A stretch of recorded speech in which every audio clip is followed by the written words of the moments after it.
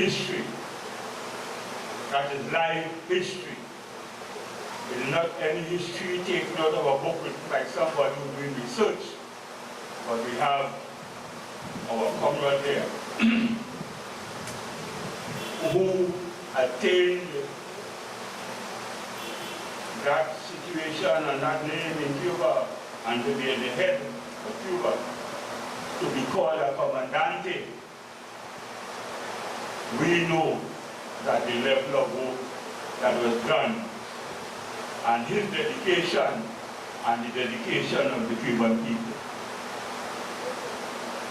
So that, you know, just want to take 2 minutes on it.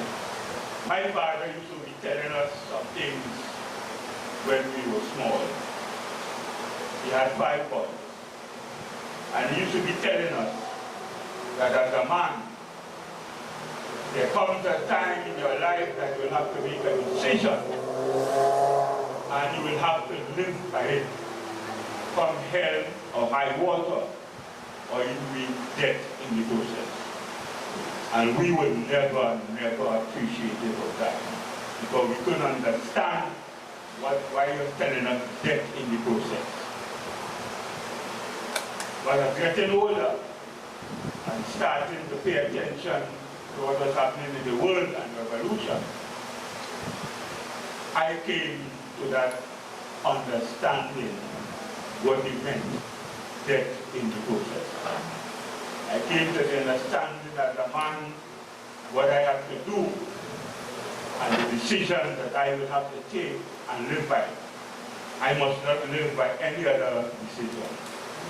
So today, we have before us the Comandante, who was a young man who took a decision to change the lives of Cuban and Cuban people. And he stood by it. He was on the battlefront. He would have been killed. So that was not left in the process. But he lived through it. And he is here to tell us, because we have been hearing it, that there is another way. There's another way that we can live. There's another way that we can choose. But we sit here in Trinidad and Tobago not to look at that other way. Our anthem tells us very clearly, cause of the love of liberty. The fires of hope and praise tell us of our destiny. And we don't seem to want to change when we have those other things happening to us. You know, it tells us that dog is man's best friend. But we wonder who is man's best friend. He's told, because you'll kick a dog, you'll do a dog, all sorts of things, and you turn back to you. We are not dogs, we are human beings. And we need to make that choice that will change our life and our food. And we must know that there is something. I was never born a PNM, but my father told me to be home because I don't want to support him. I was born a Trinidadian, born in Hyderabad. I was a Chimbigonian. So that can't be. That's not going on anything if I go to the passport. I can't put a PNM. I can't put UNC. That is not nationality. And we must be very clear. And I'm listening to our conversation this morning. Surely will give us information that will tell us that there's another way that we can live. So brothers and sisters, I want to say welcome to you here this morning. Welcome to the schools who have taken our invitation to come. And as I said before, we are not undead history, we are living history. So our comrade here, our commandante, will give us straight information. I want to say thank you once again for being here among us. And thank you very much. Let me now invite President of the Postal Workers Union, who will bring short welcome remarks on behalf of the Joint Tribunal. Give a round of applause for David Forbes.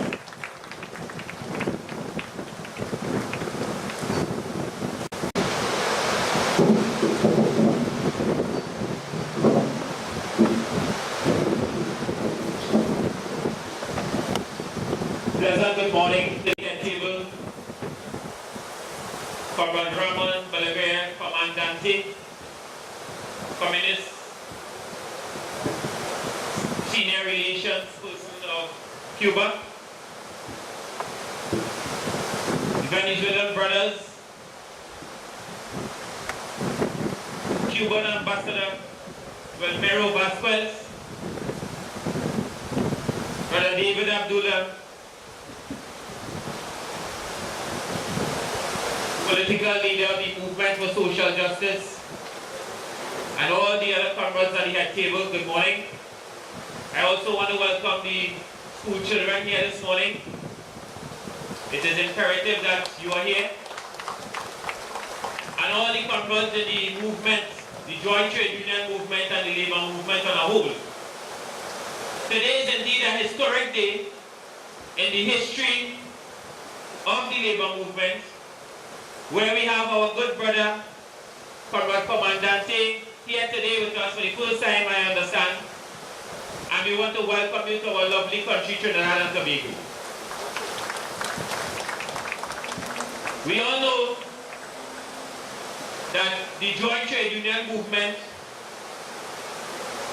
which comprises some 17 trade unions with 47,000 members, and we would have done so in a short space of time.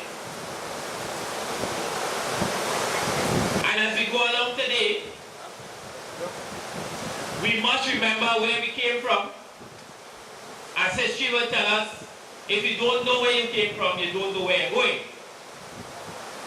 And the revolutions over the years in Venezuela and Cuba, certainly that brotherhood and sisterhood relations that we would have shared with our comrades throughout those countries, certainly shows here today with their presence. Isn't it so, comrades?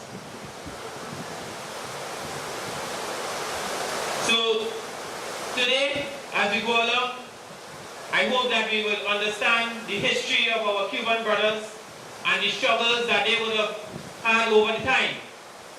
And we must understand that in solidarity with the Cuban Revolution and the Cuban people, we want to say that we will never surrender at no point in time. The struggles will always be here, it will always go on, but we always have to stay steadfast to what we are about, which is to truly represent those who are the downtrodden in the various societies across all nations. So in that regard, from the Joint Trade Union Movement, we want to say to the head table that we welcome you all here today, and we also welcome all participants. Have a good day. I invite the political leader of the Movement for Social Justice, the other organization co-hosting this important seminar. Round of applause, please. Thank you very much, Ozzy, Comandante Balaguer, Excellency, Cuban Ambassador, and your colleagues at the head table. Sisters and brothers, all comrades, special welcome to the students of Pleasantville and St. Stephen's. I just want to add 2 words about a little bit of history, because for the benefit of Comandante Balaguer, in that, because apart from being, of course, the political leader of the MSJ, because I was an active member of the Office Workers Trade Union and an officer for 39 years, I know a little bit of the history of the union, and this headquarters, Comandante, where you were seated. So, in 1970, during the state of political emergency, when our then President General Comrade George Weeks and other officers were detained together with other young, radical, progressive activists in the country, this building came under gunfire, and comrades who were rebel activists in the union, what we call members of the rebel movement, were sleeping during the night and keeping watch during the day as well to protect the headquarters of the union. And they were sleeping on this stage. And car passed along Circular Road, the road to our left, to my left, and gunshots rang out. And one of the comrades jumped up. His name is Lieutenant Mirage. He was then an executive trustee of the union, then became the union's longest serving general secretary. And Mirage is still very much alive, living in Faizabad. And after the first gunshot rang out and he jumped up, another comrade, Chafayat Ali, from the Point of Air branch, grabbed him and pulled him back down because another gunshot came. And had he not been pulled down, he could have been killed. And for many years, until someone, I'm not sure who was, I didn't know who, but I will say that now, decided to change the window to my left. There was actually one of those glass windows or two with bullet holes in them. And that was to be a reminder of the kind of attack which this union came under through the years. And one of the reasons for those attacks was that the leadership of the union, the rebel leadership as we called it, and it is still called today, led by George Weeks, took a very principled and courageous stand to be in solidarity with the Cuban Revolution. And so, in 1966, George Weeks attended the first Tricontinental Conference in Havana, which Tricontinental Conference gave rise to the formation of the Organization of Solidarity with the Peoples of Africa, Asia, and Latin America, OSPAD. And for George Weeks to get to Havana, he had to leave Trinidad and fly to London, and from London to Spain, and from Spain to Havana. So what would be a 3.5 hour or 4 hour flight by direct flight today took him a day and a half because of the US blockade of Cuba and the fact that there were very few countries in the world that had relations, economic or diplomatic relations with Cuba at that time. But such was the thinking of George Weeks and the oil workers, because in 1966, the membership of the OWTU was only oil workers. That changed in 68, 69. But in 66, we only had oil workers. And so, it was the thinking of the leadership of the OWTU, supported by the membership, that solidarity with the Cuban Revolution was an important principle and an important duty. And that spirit of George Weeks has flowed through the veins of all of us who have been in not only the progressive trade union movement, but the progressive political movement in Trinidad and Tobago. And that is why today, the movement for social justice stands very firmly and resolutely in solidarity with the Cuban people, with the Cuban Revolution, with the Communist Party of Cuba, and the government of Cuba, led by Comandante Fidel Castro. And while today we are very happy that at our invitation, Comandante Balaguer came to Trinidad and Tobago to contribute to our party congress, which was held 2 days ago on Sunday, and which is why we have the benefit of his presence and his wisdom and experience and his knowledge, which he and other colleagues will share with us during the course of today's seminar. Once again, Unidad and Solidaridad, which for those of us who don't speak Spanish, is unity and solidarity. Forward ever, backward never. Thank you very much. And to bring final welcome remarks, I now call on the Cuban ambassador to Trinidad and Tobago, Ambassador Guillermo Vasquez.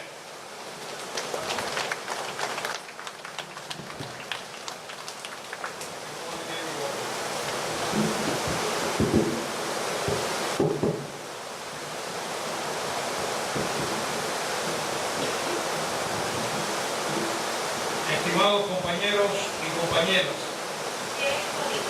estudiantes, estimados miembros de la presidencia,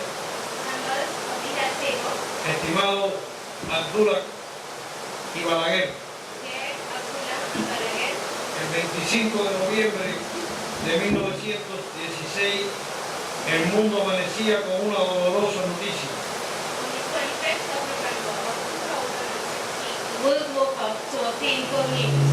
Había fallecido nuestro comandante en jefe, Fidel Castro Cruz, uno de los hombres más influyentes de la historia moderna, admirado y seguido por su pueblo y sus amigos, y respetado y reconocido por su pensamiento y su obra. One of the most influential men of modern history, admired and followed by his people and his friends, and respected and recognized by his thoughts and actions. Conocido internacionalmente como comandante Castro, cariñosamente llamado Fidel por los cubanos y los cientos de millones que tendrán siempre en él un baluarte de la defensa de las causas justas de este planeta a favor de los derechos de las clases más pobres y desposeídas. Known internationally as Commander Castro, lovingly called Fidel by the Cubans and hundreds of millions that would always have a stronghold of defense of the just causes of this planet in favor of the rights of the poor class. Es realmente un reto recoger en unas breves palabras la rica y fructífera contribución del comandante en jefe a la historia de Cuba, a América Latina y al pensamiento progresista mundial. It is really a challenge to gather in a few words the rich and fruitful contribution of the Commander-in-Chief to the history of Cuba, Latin America, and the world progressive thought. Se trata de una persona que es para los cubanos el líder indiscutible de su revolución, un movimiento político crucial en la historia de Cuba y América Latina y el Caribe, a la cual dedicó toda su vida y a la que en estos 59 años convirtió en un modelo mundial de construcción de sociedades más justas, dignas y equitativas. He is a person who is for the Cubans, the undisputed leader of the revolution, a crucial political movement in the history of Cuba, Latin America, and the Caribbean, to which he devoted his whole life and which in these 59 years became a global model of building more just, dignified, and equitable societies. Se trata además de un intelectual y político de referencia mundial por lo sagaz de su visión política y su indescriptible capacidad de prever el desarrollo de los más complejos acontecimientos políticos, sociales y sus desenlaces.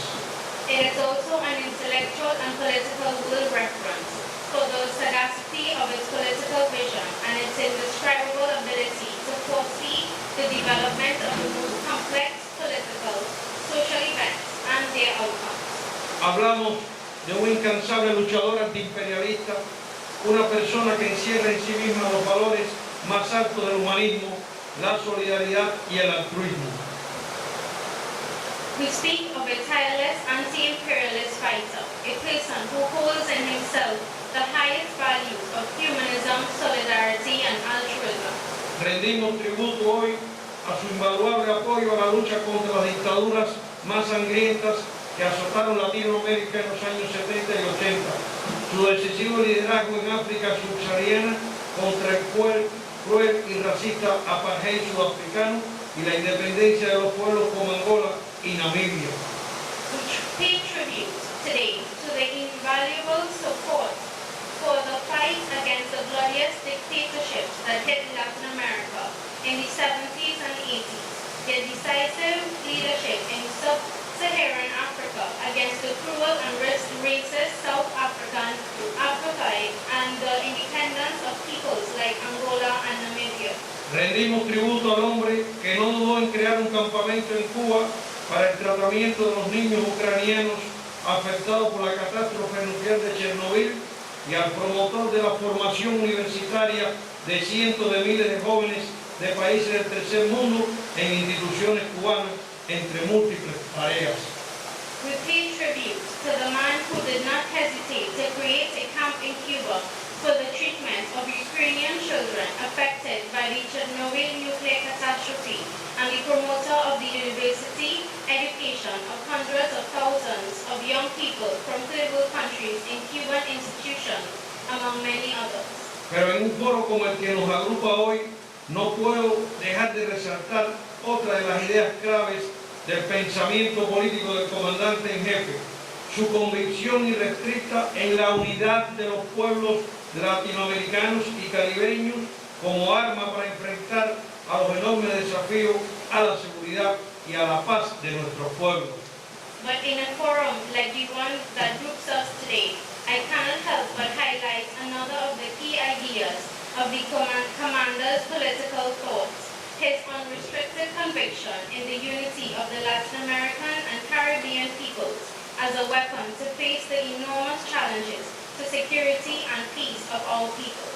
Para Fidel, la unidad en nuestra región significó compartir el combate, los riesgos, los sacrificios, los objetivos, ideas, conceptos y estrategias que se colegian mediante debates y análisis en los diversos sectores de la sociedad.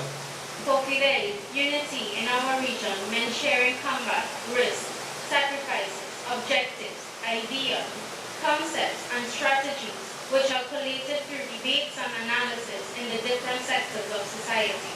Fidel será siempre recordado como un promotor esencial de este inalienable derecho a la unidad de los pueblos e impulsor de la creación de organismos internacionales que tuvieron entre sus premisas fundamentales la unidad. Fidel Castro will always be remembered as an essential promoter of this inalienable right of the unity of the peoples and promoter of the creation of international organizations that had unity among their fundamental premises. Organismos de integración internacional como la Alternativa Bolivariana para las Américas, el ALBA, la Comunidad de Estados del Caribe, el CARICOM, la Asociación de Estados del Caribe, la Comunidad de Estados Latinoamericanos y Caribeños, CELAC, entre otros, son ejemplos donde las ideas del líder histórico de la Revolución Cubana han quedado plasmadas. The international integration organizations, such as the Bolivarian Alternative for the Americas, ALBA, the Caribbean Community, CARICOM, the Association of Caribbean States, ACS, the Community of Latin American and Caribbean States, CELAC, and are examples where the ideas of the historic leader of the Cuban Revolution have been captured. El 21 de agosto de 1998, en la reunión especial de jefes de Estado y de Gobierno del California, efectuada en la República Dominicana, Fidel expresó: On August 26, 1998, at the special meeting of heads of state and government of California, held in the Dominican Republic, Fidel said, la unidad es la única y verdadera fuerza con la que cuenta el Caribe. Solo unidos podemos defendernos a nivel de región y extender esa unión a Centroamérica, Suramérica, África y los pueblos de otros continentes. La unidad caribeña es también el rechazo decidido a cualquier intento de dividirnos. Los problemas del Caribe son inseparables de los problemas del tercer mundo y aún más de toda la humanidad y requieren respuestas globales. Unity is the only true strength that the Caribbean has. Only together can we defend ourselves at a regional level and extend that union to Central America, South America, Africa, and peoples of other continents. The Caribbean unit is also the determined rejection of any attempt to divide us. The problems of the Caribbean are inseparable from the problems of the third world and even more so from all of humanity, and they require global answers. Me permito destacar, además, algunas instantáneas relacionadas con líderes caribeños y su pueblo, de quienes Cuba siempre ha recibido cálidas muestras de afecto y respeto. I would like to also highlight some snapshots related to Caribbean Cuban leaders and their people, of whom Cuba has always received warm displays of affection and respect. En las fotos, algunas que están exhibidas en este local, se encuentra una de Fidel junto al inolvidable Eric Williams durante su visita a Cuba en julio de 1975. Among some of the photos that are here today, there is one of Fidel with the unforgettable Eric Williams during his visit to Cuba in July 1975. En esta oportunidad de la visita y en ocasión de la inauguración de una escuela secundaria en la que participaron ambos líderes, Fidel expresó y cito: On the occasion of the inauguration of a high school in which both leaders participated, Fidel expressed, and I quote, los pueblos caribeños siempre han sido amistosos con Cuba. Podemos decir en su honor que ninguno de ellos se ha unido nunca a las campañas de agresión y aislamiento desarrolladas por los imperialistas contra nuestro pueblo. Caribbean towns have always been friendly with Cuba. We can say in his honor that none of them have ever joined the campaigns of aggression and isolation developed by the imperialists against our people. Debemos decir que estuvieron entre los primeros en reclamar, y la voz del doctor Williams entre las más prominentes, el fin del aislamiento y el bloqueo al pueblo de Cuba. Fin de la cita. We must say that they are among the first to claim, and the voice of Dr. Williams, among the most prominent to end the isolation and blockade of the people of Cuba. End of quote. Fidel siempre nos guiará en los momentos más difíciles, pues como decía el presidente Raúl Castro recientemente, la permanente enseñanza de Fidel es que sí se puede, que el hombre es capaz de sobreponerse a las más duras condiciones si no desfallece su voluntad de vencer. Hace una evaluación correcta de cada situación y no renuncia a sus justos y nobles principios. Fidel will always guide us in the most difficult moments because, as President Raúl said recently, the permanent teaching of Fidel is that it is possible, that man is capable of overcoming the harshest conditions if his will to conquer does not fail. He makes an evaluation, a correct evaluation of each situation and does not renounce his just and noble principles. Gracias, compañeros, por este homenaje al comandante en jefe. Thank you all for this tribute to the Commander-in-Chief. Gracias también por la presencia de jóvenes venezolanos de esa querida tierra de nuestro hermano Chávez, el mejor amigo de Cuba. Thank you also to the presence of our Venezuelan colleagues here, and the presence of Chávez among them, who is a brother of Cuba.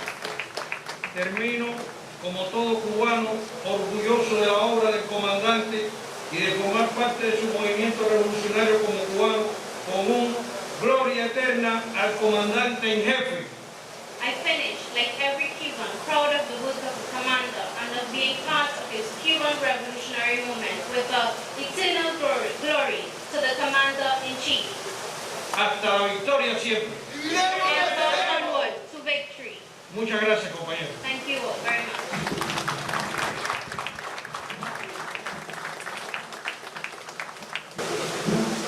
Thank you very much for those welcoming words by the Cuban ambassador. I would like to now begin this morning's proceedings, and in doing so, of course, we are here recognizing the legacy of Comandante Fidel Castro.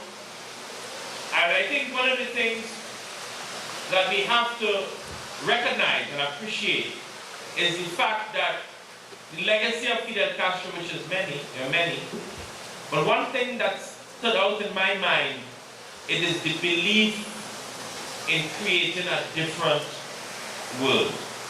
The belief that we do not have to accept a world driven by exploitation, capitalism, and neoliberalism. Right. I want to just recognize those who are with us this morning. So first, let me recognize the Postal Workers Union, who's with us here this morning. The Amalgamated Workers Union, with a number of young comrades who are here with us. The Steel Workers Union, I saw representatives from the Steelworkers Union. Of course, from the Communication Workers Union, let us recognize our comrades from the Communication Workers Union. Young comrade from the Banking, Insurance and General Workers Union, who is with us here this morning. And of course, members of the Blue Shirt Army, members of the Oilfield Workers Trade Union here with us this morning. Let me also recognize some members of the Movement for Social Justice. I saw them here this morning. In terms of the Oilfield Workers Trade Union, we thought it important for a session like this to have young people here with us this morning. Because it is young people who are inheriting the world that we create today. And therefore, it is important for them to see an alternative view of how that world can be. And for them to have the same dreams and beliefs for changing our world to a better place. And so I'd like to recognize the young interns at the OWTU who are here with us. We have some COSTAT interns. And we have students from First Moruga Secondary, let us recognize them. We have students from St. Stephen's College, let us recognize them. And of course, responding to the call almost immediately, we have the students from Pleasantville Secondary. And I remember telling the young students that today is going to be a day that will change their lives. I hope I live up to that expectation. The first speaker this morning, comrades, it's truly an honor to have him here with us in Trinidad and Tobago, and of course in these revolutionary halls, Trinidad of the Oilfield Workers Trade Union. And I just want to give a short background of who he is, because we would have introduced him several times as one of the commandantes.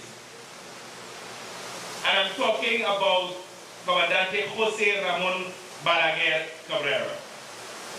He was born on June 6, 1932 in Guantanamo. From the time that there was a coup d'etat by the dictator Batista in 1952, he immediately, at the tender age of 20, and this is particularly for all our young comrades, at the age of 20, he became a student activist fighting against the tyranny. He became part of what is called the FEU group and participated in strikes and student protests. In May 1957, in Manzanillo, he joined the group that Frank Pace was one of the revolutionaries responsible for the for the 26th of July movement in the urban part of Havana, and he sent a group off to the Sierra Maestra.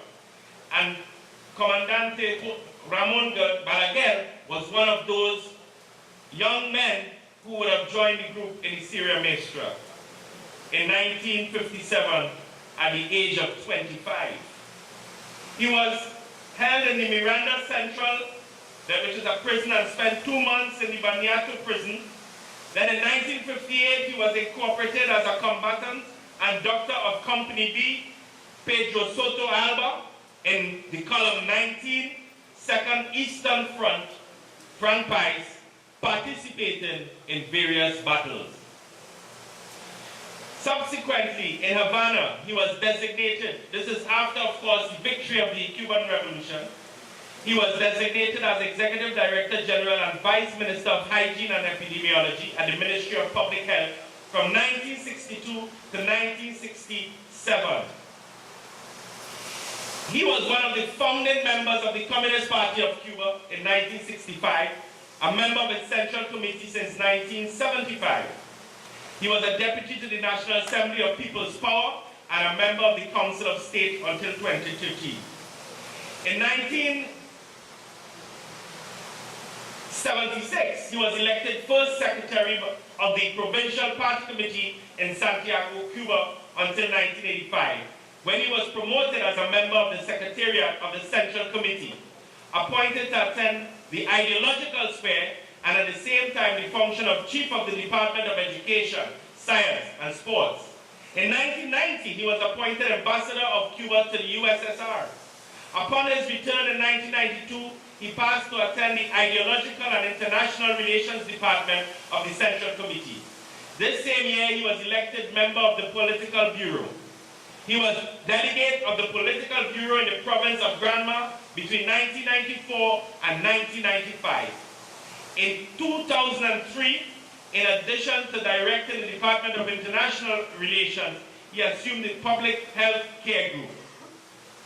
In 2004, he was appointed Minister of Public Health, and in 2010, he returned to the work of the party, and in 2011, he was approved as head of the Department of International Relations in the Central Committee, and it's a task that he currently performs.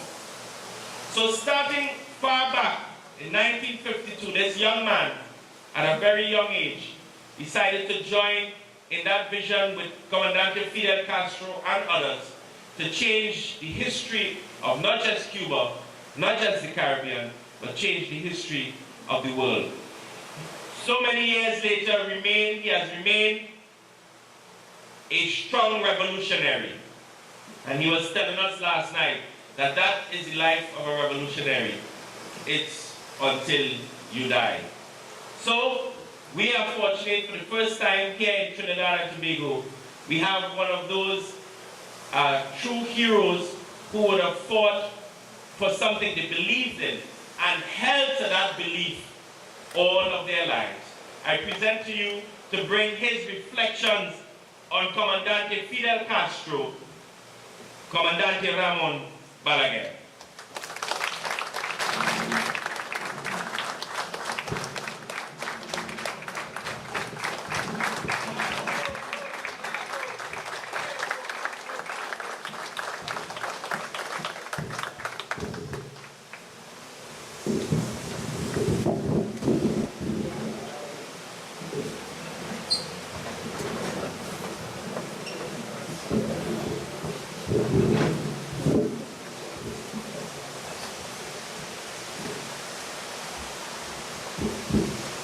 Existen seres humanos excepcionales cuyo legado crece a cada momento. Ese es Fidel, cuyo pensamiento descansa en la más profunda vocación humanista y el compromiso con el pueblo. They are exceptional human beings whose legacy grows at every moment. That is Fidel, whose thoughts rest on the deepest humanity's vocation and commitment to the people. No podemos estudiar el siglo XIX sin contar con el ideario de José Martí.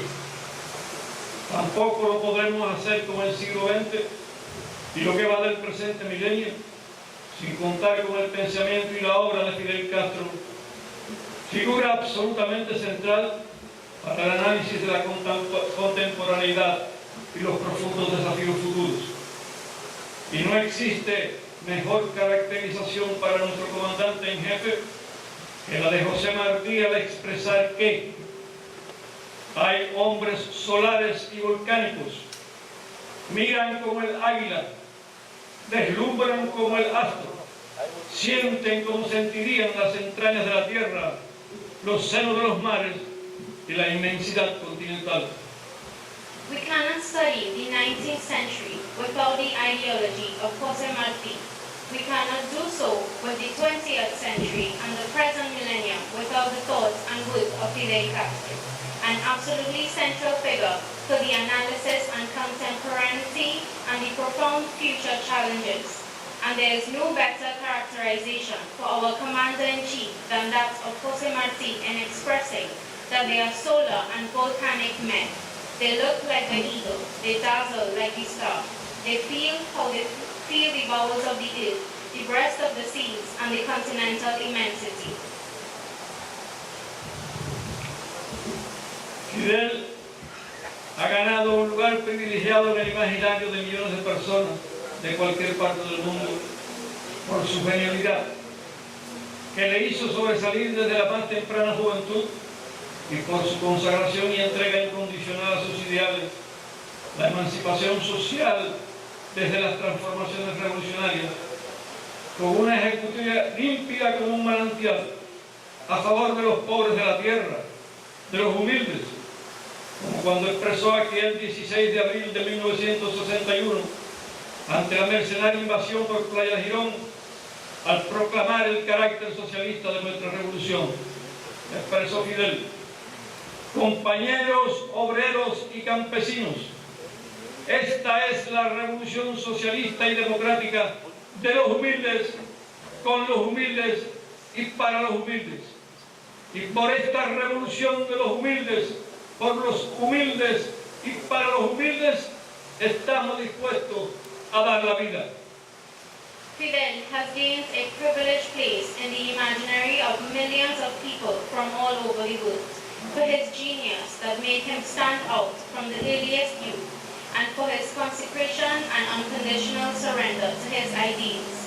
Social emancipation since the revolutionary transformation, with a clear performance as a spring in favor of the poor of the earth, of the humble, as when he said that April 16, 1961, before the mercenary invasion by Playa Girón, to proclaim the socialist character of our revolution. Comrades, workers, and peasants, this is a socialist and democratic revolution of the humble, with the humble, and for the humble. And for this revolution of the humble, for the humble, and with the humble, we are ready to give our lives. Para llevar adelante la lucha revolucionaria por sus ideales, desafió primero una dictadura y luego un imperio que nunca aceptó una revolución socialista en el Caribe. Solo su férrea convicción y su firmeza en los principios permitió la defensa de un proyecto social que contribuyó a hacer de Cuba un país soberano. Como dijera Raúl, yo no he visto a nadie, y lo digo apoyándome en hechos concretos, que haya tenido una voluntad más grande mientras mayores son las dificultades que Fidel. To carry forward the struggle for his ideals challenged, first a dictatorship and then an empire that never accepted a socialist revolution in the Caribbean. Only his strong conviction and his firmness in the principles allowed the defense of a social project that contributed to make Cuba a sovereign country. As Raúl said, I have not seen anyone, and I say this based on concrete facts, that they had a greater will while the difficulties were greater than Fidel. Siempre previsor, sabía que la construcción de la revolución cubana no sería un camino de rosas, y así se lo había anticipado a su pueblo aquel enero de 1959, cuando la caravana de la libertad entró triunfal en La Habana. Expresó: la alegría es inmensa, pero queda mucho por hacer todavía. No nos imaginemos que desde ahora todo será más fácil. Tal vez desde ahora todo sea más difícil. Cuánta certeza para definir lo que vendría después. Always foresighted, he knew that the construction of the Cuban Revolution would not be a path of roses, and he had anticipated this to his people on January 1959, when the caravan of liberty triumphantly entered Havana. This joy is immense, but there is still much to do. Do not imagine that from now on, everything will be easier. Maybe from now on, everything will be more difficult. How much certainty to define what would come next. Luego de aquel triunfo, el tránsito hasta aquí no ha sido fácil. Casi adivino que Fidel, en esa premonición, andaba de la mano de su más consultado maestro, José Martí, cuando dijo: a las estrellas no se llega por caminos llanos. After that triumph, the transit until there has not been easy. I almost guessed that Fidel in the premonition walked hand in hand with his most consulted master, José Martí, when he said, the stars cannot be reached by flat roads. Su accionar revolucionario Lo hizo reverenciar a los próceres de la independencia cubana, a Maceo, a Gómez, a Gramonte, a todos, y se convirtió él mismo en un ejemplar soldado de las ideas y en creador, conductor de una política exterior basada en principios inquebrantables.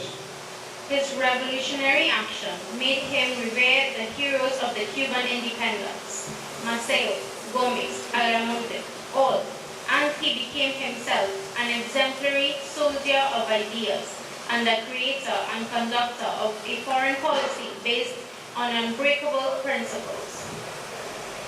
Ricardo Alarcón, quien fuera ministro de Relaciones Exteriores y presidente de la Asamblea Nacional del Poder Popular, ha dicho que Fidel no hizo nunca nada a medias. Su alta costura es resultado a la vez de ser un trabajador infatigable. Conoce los temas de que se trata a fondo, algo raro en la inmensa mayoría del resto de los jefes de Estado. Tiene un sentido de búsqueda e indagación fabuloso y lo que considero dos grandes virtudes, una memoria privilegiada y ser un observador implacable. Ricardo Alarcón, who was Minister of Foreign Affairs and President of the National Assembly of Popular Power, has said that Fidel never did anything by halves. His vast culture is the result of being an infatigable worker, knowing the issues that are dealt with thoroughly, something rare in the vast majority of the rest of the heads of state. It has a sense of sage and fabulous inquiry, and what I consider two great virtues, a privileged memory and being an impeccable observer. La solidaridad fue uno de los principios de la Revolución Cubana que más cultivó Fidel, de modo que inculcó esos sentimientos al pueblo cubano. Destacó en ese sentido su especial atención a todo lo concerniente a la causa de Puerto Rico. Solidarity was one of the principles of the Cuban Revolution that Fidel most cultivated, so he instilled those feelings in the Cuban people. He highlighted in that sense his special attention to everything concerning the cause of Puerto Rico. Ha sido esa solidaridad cubana la que llevó a un ícono de las letras latinoamericanas, Julio Cortázar, a decir que cuando se oye la palabra Fidel en la boca de un niño, de un adulto, además del valor directo, tiene una serie de resonancia como en la música de armónica que toca las fibras de la sensibilidad, de la conciencia. Fidel es el escultor de la Revolución Cubana.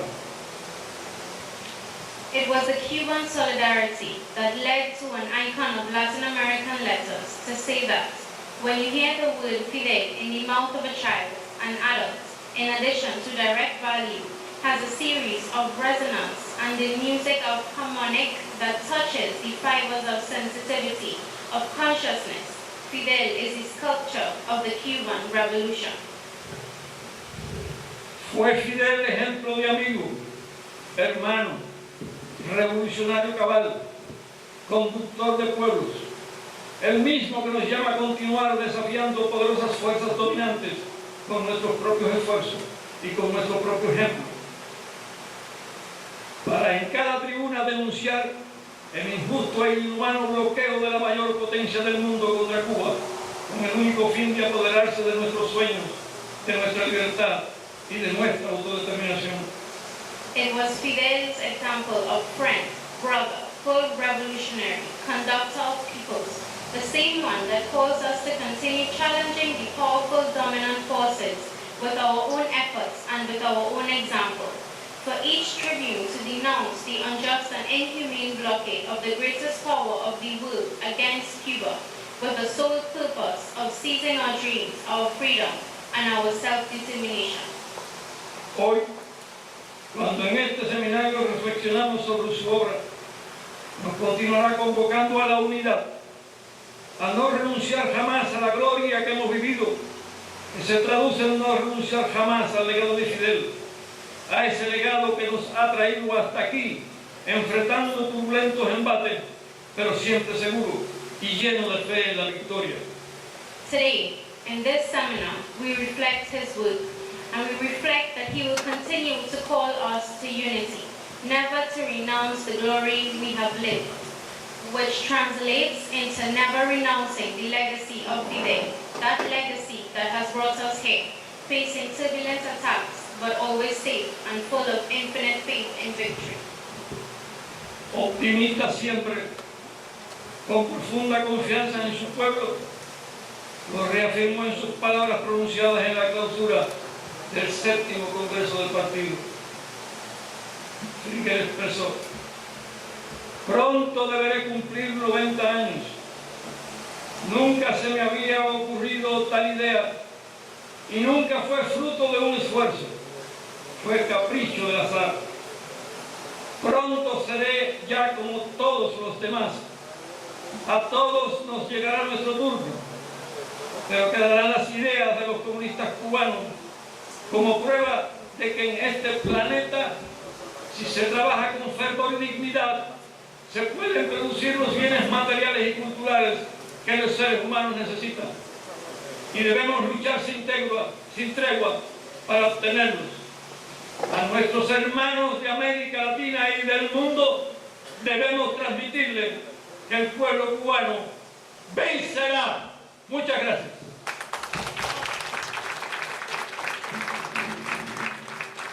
Optimist always, with deep confidence in his people, he reaffirms his words delivered at the close of the 7th Party Congress.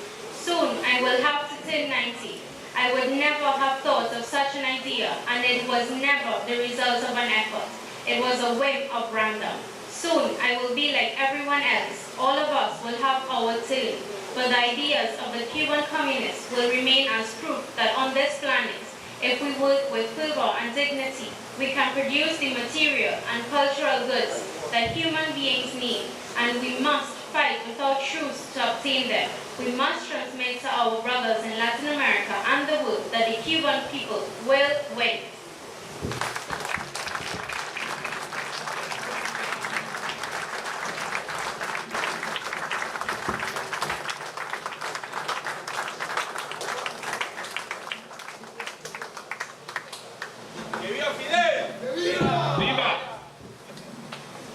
Thank you very much, Comandante Balaguer, for those words, sharing the thoughts, your own thoughts, but also giving us a little bit of an insight into the thoughts of this larger-than-life person called Fidel Castro. I just want to highlight one key point about Fidel, which was his commitment, deep commitment to internationalism. And in following through on that ideal, the Joint Trade Union movement have always taken a position that internationalism and solidarity is key, is very key as we all build this different world. And it is for that reason the social movement, mainly of course the progressive trade union movement, has taken the position to stand in solidarity with Cuba and call for the end of the blockade, that barbaric blockade against Cuba.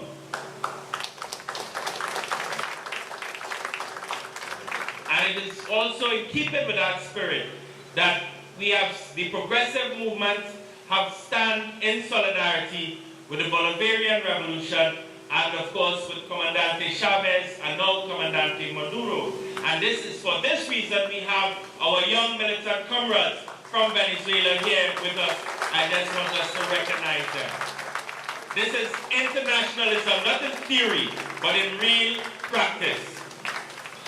I would like to also recognize another trade union that would have joined us, the Industrial General and Sanitation Workers Union, who is also with us here this morning. Now,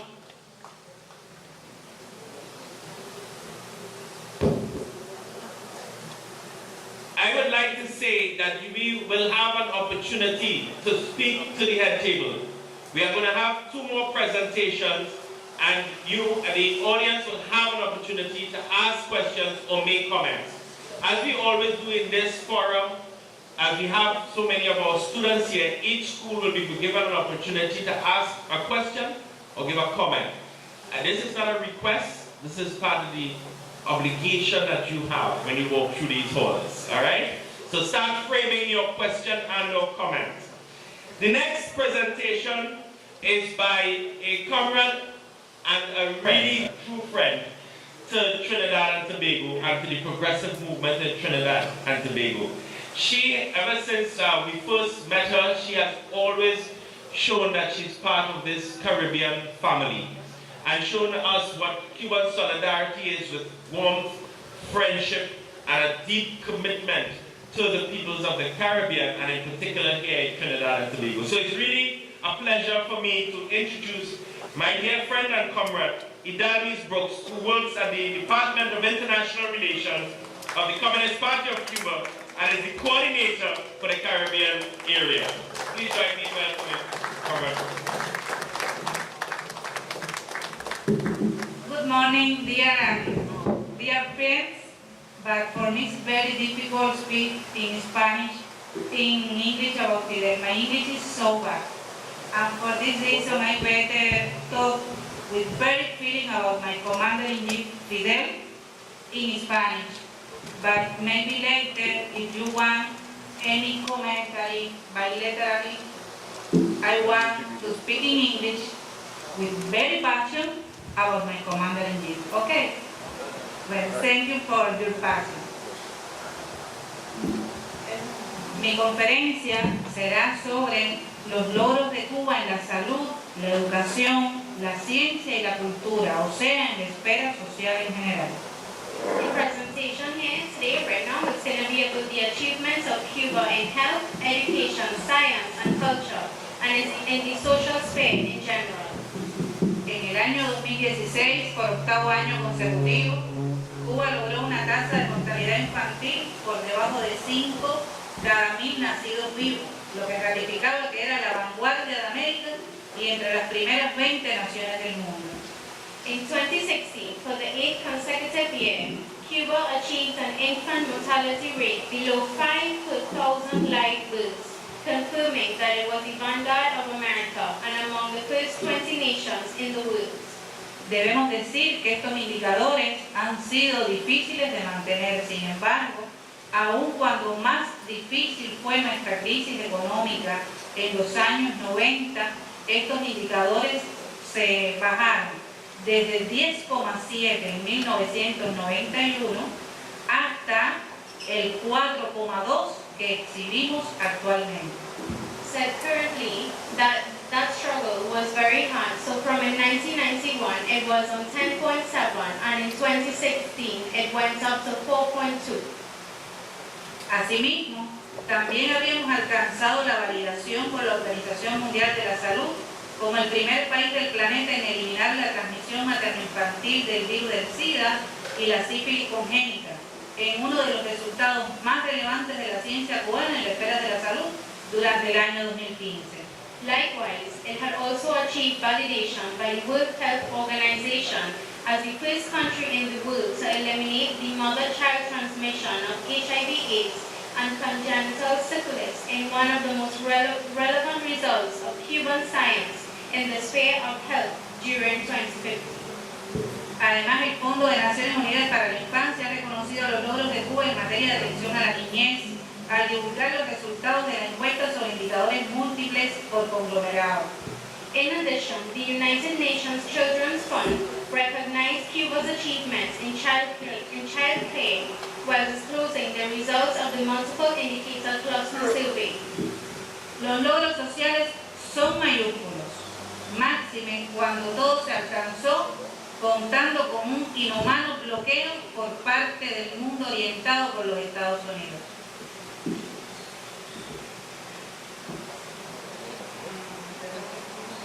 The social achievements are huge, and especially when almost everything was achieved with the inhumane blockade by the world guided by the U.S. En 1956, Fidel Castro planteaba en su alegato, la historia me absolverá, el problema de la tierra, el problema de la industrialización, el problema de la vivienda, el problema del desempleo, el problema de la educación y el problema de la salud del pueblo. He ahí concretados los 6 puntos a cuya solución se hubieran encaminado resueltamente nuestros esfuerzos, junto con la conquista de las libertades públicas y la democracia política. In 1956, Fidel Castro patented in his plea, "History will absolve me. The problem of the land, the problem of industrialization, the problem of housing, the problem of unemployment, the problem of education, and the problem of health of the people." That is where the 6 points to whose solution our efforts have been resolutely directed, along with the conquest of public liberties and political democracy, have been concretized. Y hacia ahí encaminó sus esfuerzos. Desde el triunfo de la revolución, nuestro país ha vivido bloqueado y acorralado por el gobierno de la nación más poderosa del planeta. La publicidad y difusión de los medios occidentales y oligarcas llevó a una distorsión de la verdadera realidad sobre la Cuba de Fidel. Los mismos medios y los enemigos de la revolución se encargaron de hacer la más poderosa propaganda en contra. Since the triumph of the revolution, our country has been blocked and cornered by the government of the most powerful nation on the planet. The publicity and dissemination of Western media and oligarchs led to a distortion of true reality of Fidel's Cuba. The same means and the enemies of the revolution were in charge of making the most powerful propaganda against. Sin embargo, nada detuvo la determinación de Fidel de hacer realidad su programa del Moncada, o sea, de batir los males sociales existentes desde el triunfo de la revolución. However, nothing stops Fidel's determination to make his Moncada program a reality. That is, to sweep away the social ills that existed before the triumph of the revolution. Hoy el legado de la transformación social conducida por nuestro Fidel es enorme, con unos indicadores sociales difíciles de superar, entre ellos los índices más bajos de analfabetismo, de desnutrición y mortalidad infantil. Asimismo, el mayor índice de médicos per cápita del mundo, un médico por cada 120 personas, logró una escolarización del 100%, ya que la educación es absolutamente gratuita, incluyendo la universitaria, lo cual es una quimera en muchos países. Today, the legacy of the social transformation led by our Fidel is enormous, with social indicators that are difficult to overcome. Among them, the lowest rates of illiteracy, malnutrition, and infant mortality. Also, the highest rate of doctors per capita in the world, 1 doctor per 120 people. It achieves 100% schooling since education is absolutely free, including universities, which is a chimera in many countries. En la pantalla le estamos proyectando los números de nuestro presupuesto para 2017. On the screen, they are projecting the number for the budget of 2017. Y si ustedes suman, van a ver que nuestro Estado tiene destinado el 72% de su presupuesto para gastos sociales. And if you can see, and if you add it up, Cuba puts 72% of their budget to healthcare.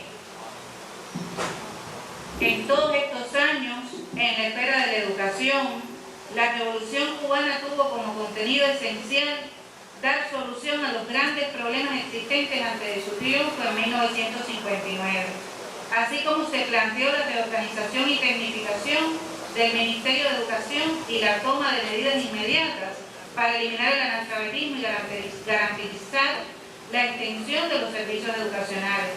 Esto se inició con la generalización de la escuela primaria, que fue una de las primeras medidas tomadas.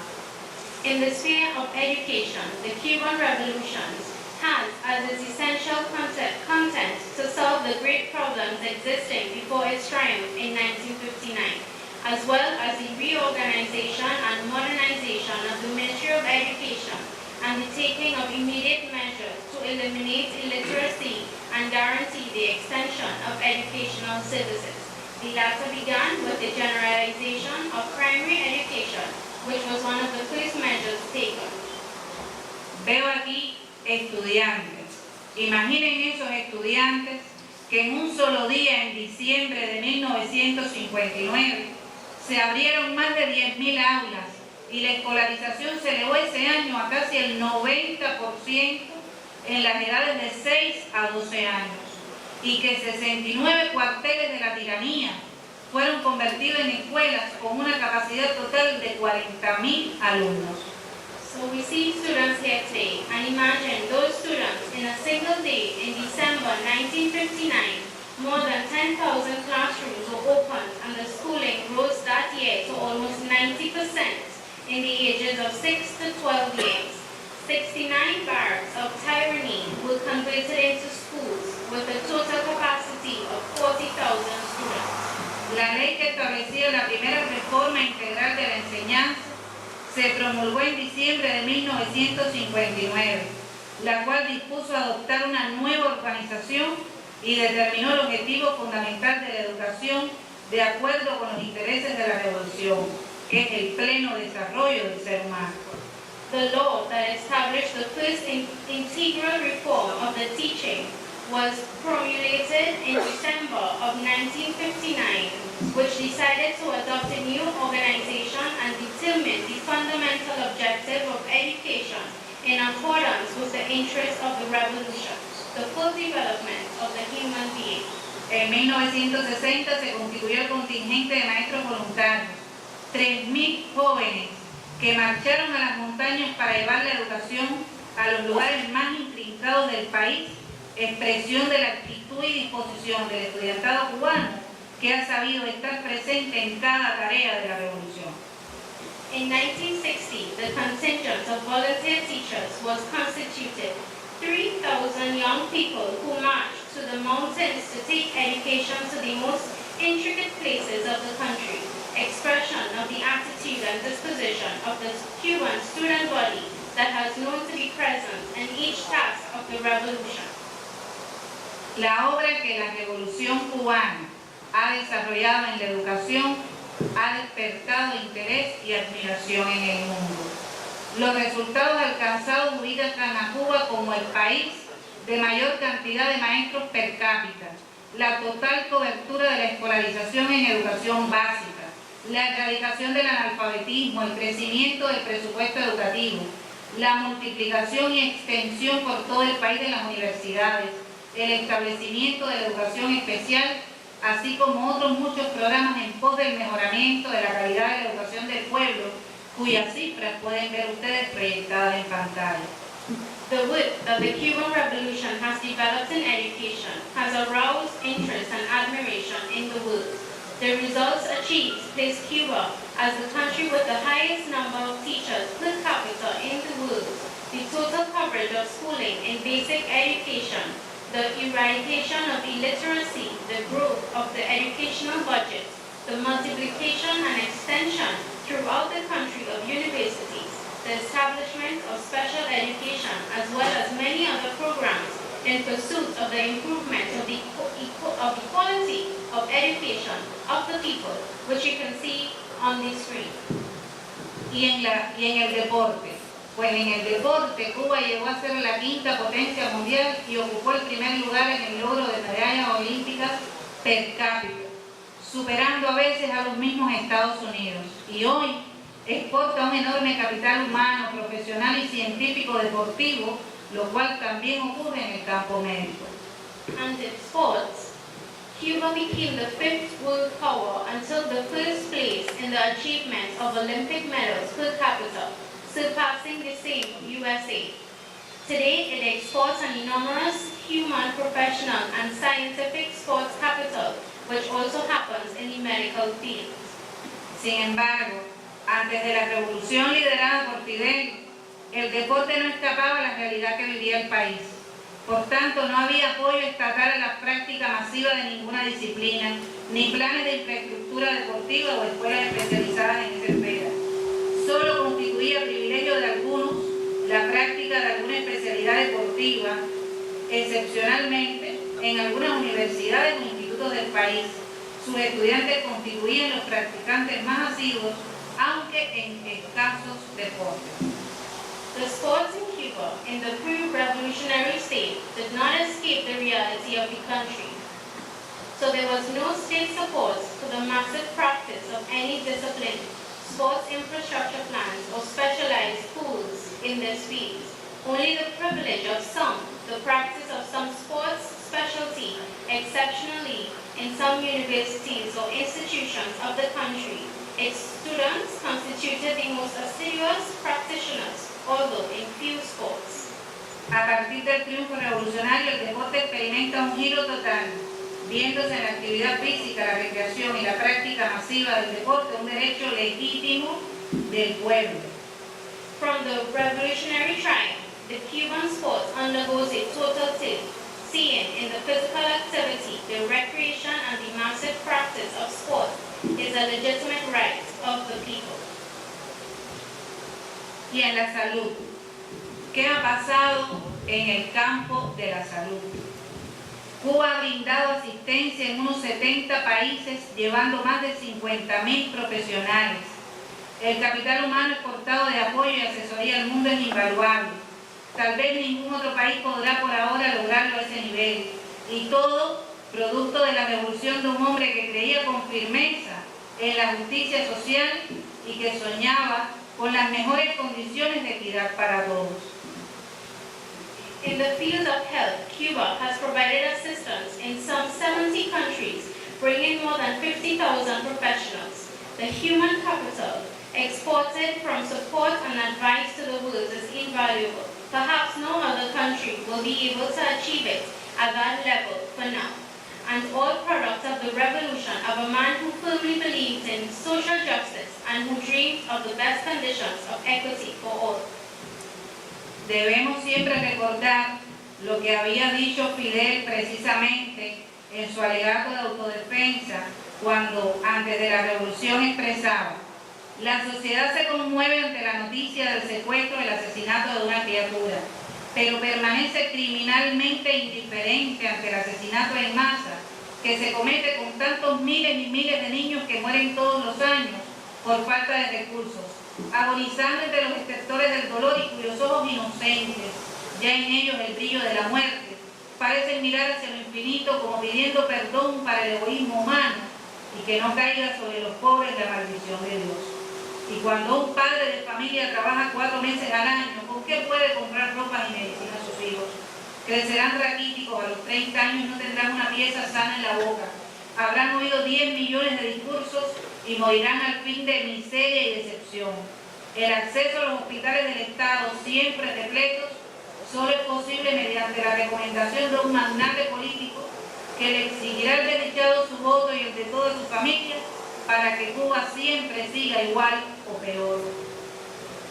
In a dramatic description of the unhealthy situation that the Cuban people lived before the revolution, we must always remember what Fidel manifested in his plea of self-defense when he said, "The society is moved by the news of the kidnapping or murder of a creature, but remains criminally indifferent before the mass murder that is committed with so many thousands of children who die every year for the lack of resources, agonizing among those throes of pain and whose innocent eyes, already in them the brightness of death, seem to look towards what's infinite, as if asking for forgiveness for human selfishness, and that curse of God does not fall on them. And when a father works 4 months a year, and with what he can buy clothes and medicines for his children, they will grow rickety, and at 30, they will not have a healthy piece in their mouth. They will have heard 10 million speeches, and they will die at the end of misery and disappointment.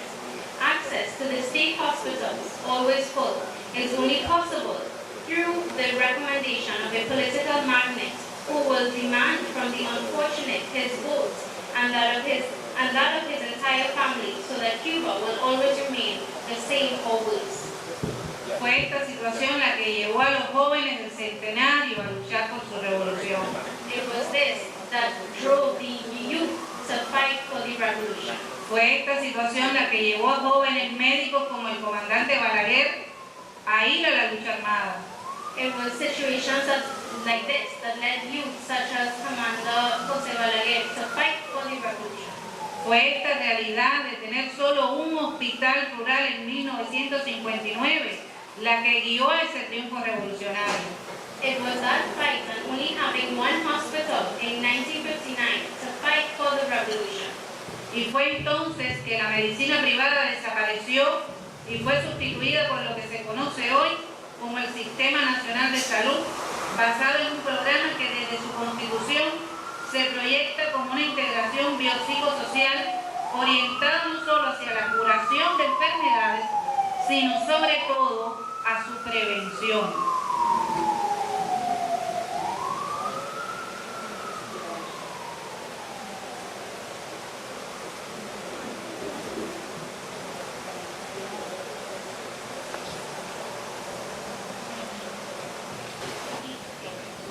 Private medicine disappeared and was replaced by what is now known as the National Health System, based on a health program that since its inception is projected as a bio-physical-social integration, oriented not only towards the cure of diseases, but above all towards prevention. Mucho pudiéramos decir ahora, no quiero extender mi conferencia, solo sí decir que podemos enumerar y llenar varias cuartillas, pero sin duda uno de los mejores resultados es la igualdad de derechos sin importar sexo o raza. We could continue enumerating achievements until filling several pages, but without a doubt, one of the best is equal rights, regardless of sex or race. Y queremos reafirmar que bajo el liderazgo que sea, Cuba seguirá adelante abriéndose paso, preservando el legado de Fidel.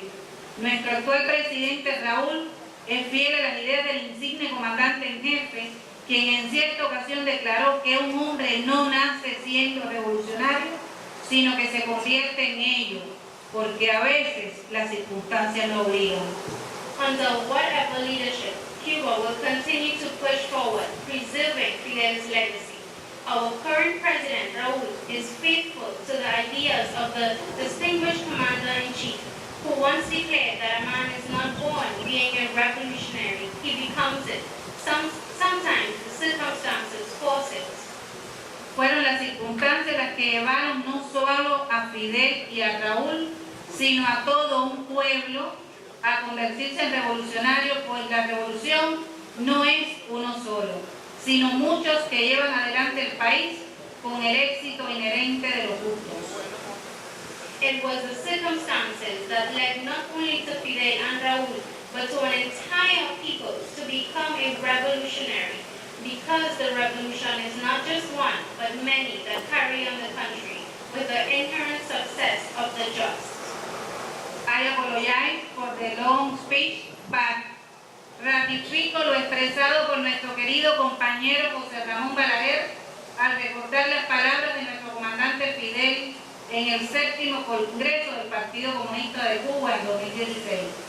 Quedarán las ideas de los comunistas cubanos como prueba de que en este planeta, si trabajamos con fervor y dignidad, se pueden producir los bienes materiales y culturales que los seres humanos necesitan, y debemos luchar sin tregua para obtenerlo. Y ratificamos a nuestros hermanos de América Latina y del mundo que el pueblo cubano, sus jóvenes, esta generación que seguirá la vanguardia, pues debemos transmitirles que el pueblo cubano vencerá. Thank you so much, but wait for the translation. I conclude what was expressed by our beloved companion, José Ramón Balaguer, recalling the words of our Commander-in-Chief Fidel at the 7th Congress of the Communist Party of Cuba in 2016. The ideas of the Cuban communists will remain as proof that on this planet, if we work with fervor and dignity, we can produce the material and cultural goods that human beings need. We must fight without truth to obtain them. We must transmit to our brothers in Latin America and the world that the Cuban people will win. Thank you. Thank you so much. Thank you so much, comrade and sister Idan Mills Brooks, for sharing about the achievements of the Cuban Revolution, because You know, there's so much propaganda by Western media, by imperialist media. It is very good that we have an opportunity to hear directly from Cuba in terms of what have been some of the achievements of the Cuban Revolution, and that being part of the legacy of Fidel Castro. We want to move to the final presentation before we start to take comments and questions from the floor. This next sister I met just a few months ago in preparation of the assembly, in preparation for the Assembly of Caribbean People. And she immediately responded to a request to share and to talk a little bit about migration. And it was truly a profound presentation. Dr. Jacqueline LaGuardia Martinez is a lecturer at the Institute of International Relations here at the University of the West Indies. She formerly was a lecturer at the University of Havana since 1999, where she finished a major in economics at the University of Havana. She is a lecturer and a researcher on Cuban issues, and currently she's doing research on Cuba-Caribbean relations and small states, challenges in the global system. Her presentation will talk about the impact of the Cuban Revolution on the rest of the Caribbean, so we can really have a better appreciation for the reach of the Cuban Revolution. Coming now to present her paper, Dr. Jacqueline LaGuardia Martinez, also a comrade.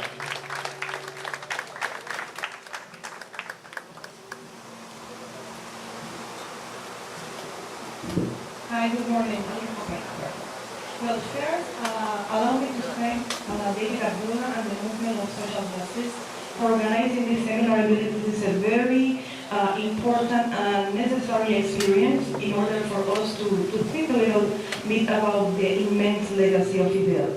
I also would like to thank the Joint Trade Union Movement, the Trinidad and Tobago Friends of Cuba, and of course the Embassy of Cuba that is always very active on preparing all these kind of initiatives. Of course, I would like to salute the Cuban comrades that are with us today, Idalis and Comandante José Ramón Balaguer. And I'm very pleased to see that there are a lot of young students that are joining us today as well. But my presentation is going to be specifically about Cuba's cooperation with the rest of the Caribbean. And it will be about how Cuba has been setting an example of solidarity and how this solidarity is also part of the legacy. And not only part, but very much, I would say, inspired on Fidel's thoughts for the region and for the world. I'll try not to be that long, but if you are bored, just give me a second and I will try to wrap up.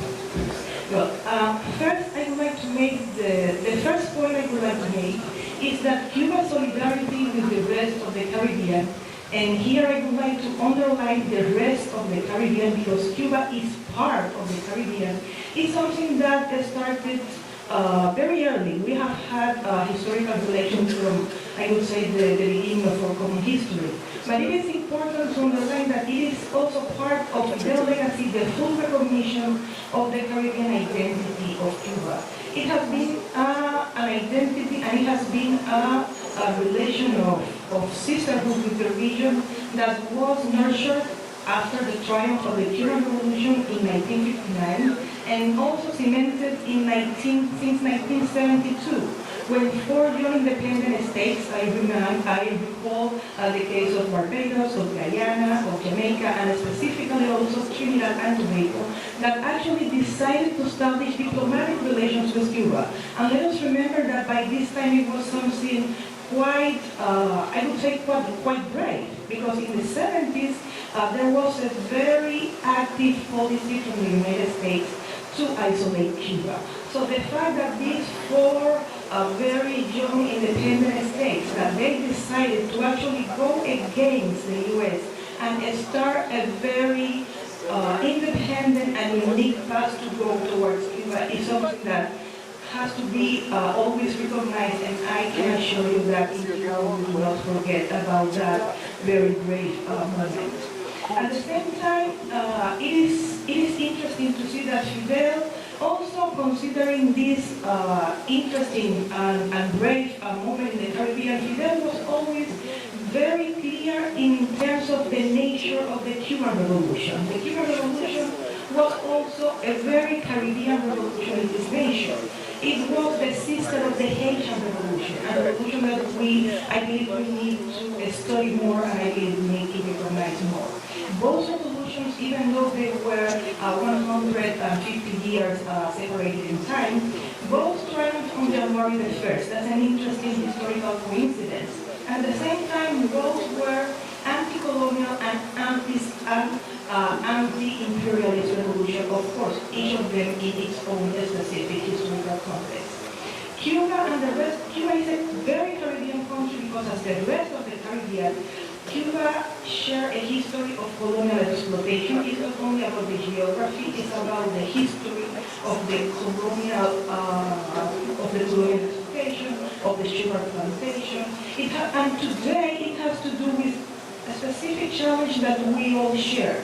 And I'm thinking about the many challenges that for a small island developing state means to be participating in this so-called benefit globalization. And we know that has a lot of dark shadows as well.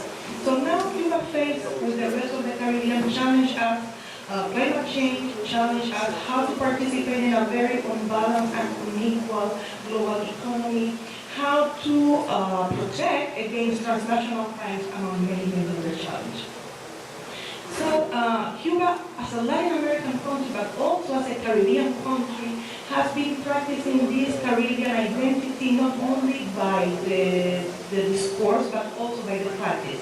And this is something that is very much related to Fidel's ideas and Fidel's philosophy. In that regard, I also would like to underline the following, and it's the fact that the practice of solidarity has been a main pillar of Cuba's foreign policy since the very early moments of the revolution. As you know, the revolutionary Cuba has supported developing nations through several cooperation programs, and most of them have been developing in the areas of health, education, culture, and this is a little bit what I would like to share with you today. The Cuban experience in terms of sharing this cooperation initiative with the rest of the Caribbean. I will start by giving you some facts. Because we usually talk about unity, solidarity, but sometimes numbers are useful because they can give us actually the amount, the measure, to describe the effort in terms of how Cuba and Cuba's people actually have been engaging in the practice of this solidarity since 1959. Since 1961, for instance, Cuba has provided cooperation to 158 countries, and it has been calculated that more than 400,000 Cuban collaborators have been participating into this initiative. According to an article that I saw by the Cuban ambassador in Guyana, and it was said by my partner Iralis previously, as of September 2017, there were already more than 50,000 Cuban collaborators, and at the moment they are working in 70 countries all around the world. As you can know, the health sector is the one that is receiving the most attention in that regard. The tradition of Cuba to provide medical assistance to South countries dates back to the very early years of the revolution. And the Cuban government began to provide very soon emergency medical assistance to countries adversely affected by climatological events or as well as armed conflicts. The first Cuban medical mission arrived in Chile. It was in 1960 after the Valdivia earthquake. It was a major earthquake of a magnitude of 9.5. Imagine how much damage. And in 1962, Cuba was already sending doctors to Algeria, a very new independent country in Africa, that Cuba sent 56 doctors to start also helping this new nation to develop.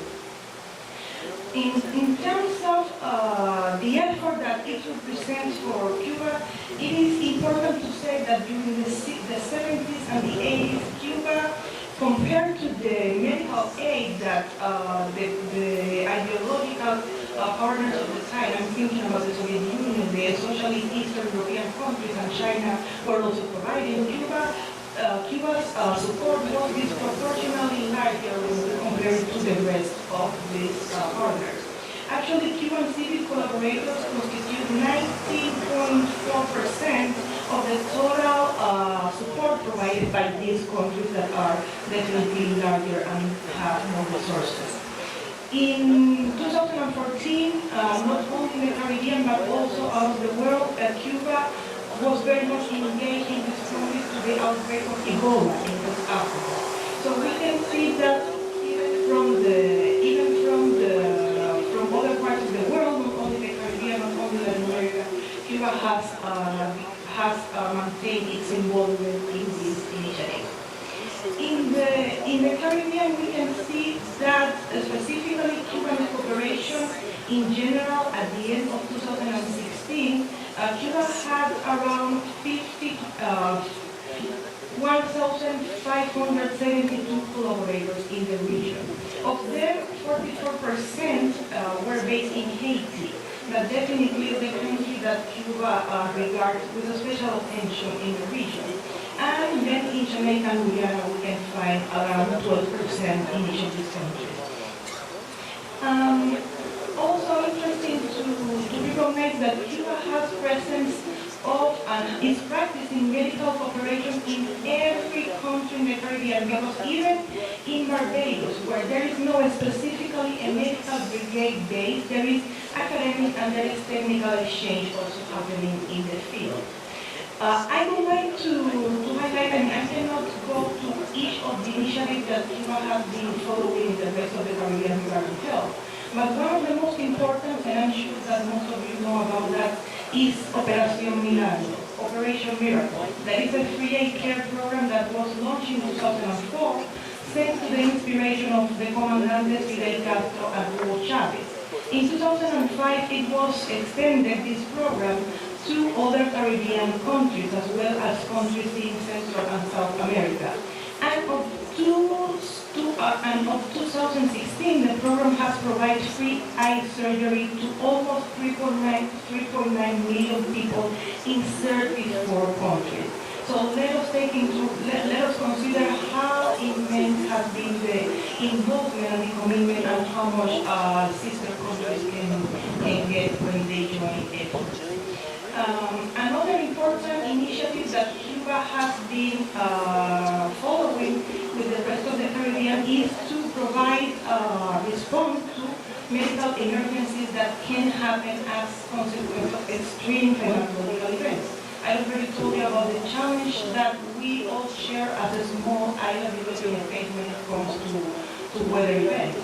And Cuba, for instance, Cuba has sent medical brigades to Guyana, to Haiti, whenever we can see some severe floods happening. As well, there was a very immediate response when Hurricane Ivan and Hurricane Emily hit on the Caribbean, specifically in Grenada, and also in Jamaica. It was not only Cuba sending some of food or supplies, but also to send the most important resource that Cuba has, that is actually its people, that is actually its trained professionals on the health service.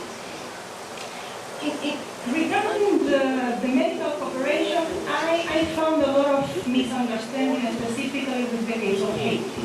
And why am I saying that? It is believed that Cuba's presence in Haiti actually began in 2010 after the Haiti earthquake. And this is not true. Cuban doctors were present in Haiti have been present in Haiti since 1998. And so actually the Cubans were the first doctors and were the first foreigners that actually were in the position to respond to the earthquake in 2010. After the 3 weeks after the earthquake, the Cuban doctor has assisted over 50,000 people. They have conducted 3,000 surgeries. They have helped to deliver almost 300 babies, vaccinating more than 2,000 people against tetanus, established 9 rehabilitation wards, and began providing mental health care, particularly for children and youth. And when we look at the Cuban process in Haiti, it is not only about what happened after the earthquake, but also about all the sustained work that has been happening there since 1998. Another area I would like to Another area I would like to share with you has to do with Cuba's cooperation in education. I'm sure that is another area of Cuba's involvement that is widely known by most of you. The Cuban program of scholarships has graduated, for foreign students, have graduated almost 50,000 health professionals from 135 countries. And in the case of the Caribbean, we can see that when we look at the countries that are members of the Association of Caribbean States, the cooperation efforts include over 20,000 students graduating from Cuban universities. And at the moment, I'm talking about early 2017, early this year, there were more than 3,000 youth studying in the island from countries that belong to the association called Caribbean States. When talking about education, it is not possible to think about Cuban's effort on medical education and training without mentioning the Latin American School of Medicine that we know as ELAM. And it is considered the world's largest medical school, and it has been educating socially committed physicians from low-income families all over the world. This school was inaugurated in 1999 as part of the humanitarian response that Cuba gave to the devastation after Hurricane Mitch in Central America and Hurricane George in Haiti. And this, the creation of the land actually is also one of the many ideas that Fidel had. And that was the result of one of Fidel's inspiration in terms of how to cope, how to train, how to have people that actually are in countries in the Caribbean, in Central America, when disasters happen. The first students of the land arrived in Cuba on February 1999. The land provides a 6-year medical program, and it is for free for low-income students. That when they arrive to the school, they commit themselves to practice medicine when they come back in underserved communities in their home countries. This is why they get this training. By January 2014, the land had around 11,000 students from 123 countries. And through the land, we can see that more than 2,000 doctors have been trained, because it is not only about teaching you medicine, it's also about training to go there and go back and keep on training and keep on learning. Another area that is important in terms of what is Cuba doing in terms of education has to do with the program Yes I Can. The Yes I Can is a literacy method, and it provides free education to adults that didn't have the opportunity to attend a school as children. It can be something maybe quite strange for countries like Chile, that was actually there is a facilities to get education and to get at least basic education, but it is a reality in many countries in the world, in the Latin American region, that we can see that all adult population, they cannot read and they cannot write. And the Yes I Can program is actually an effort that Cuba puts in terms of cooperation to help communities that with adults that are illiterate to learn how to read, to learn how to write. This program has been very successful in Venezuela. Specifically, it was adopted in Venezuela in 2003, and only 2 years later, the UNESCO declared Venezuela literacy free. And part of that had to do with many initiatives, but definitely the Yes I Can program that was conducted by Cuba and Venezuela was immensely helpful in that regard. A third area I would like to tackle has to do with Cuba cooperation in environment protection and disaster risk management. And these are two areas that are extremely important for the Caribbean since climate change negative effects are a real matter, are a real threat that we need to face together. And in this area we can also see and we can also rely on Fidel's legacy and Fidel's understanding on the reality of the region and the world. Actually, Fidel was among one of the 100 world leaders that attended the Earth Summit in 1992. And during this speech, he warned about the real possibility that the humanity could disappear. He reflects on how near we were to witness the elimination of humanity, and how in the context of environmental degradation where the populations that live in the poorer countries, that live in the poorer areas, the ones that were more desperate to survive, and sometimes they were the ones that were forced to actually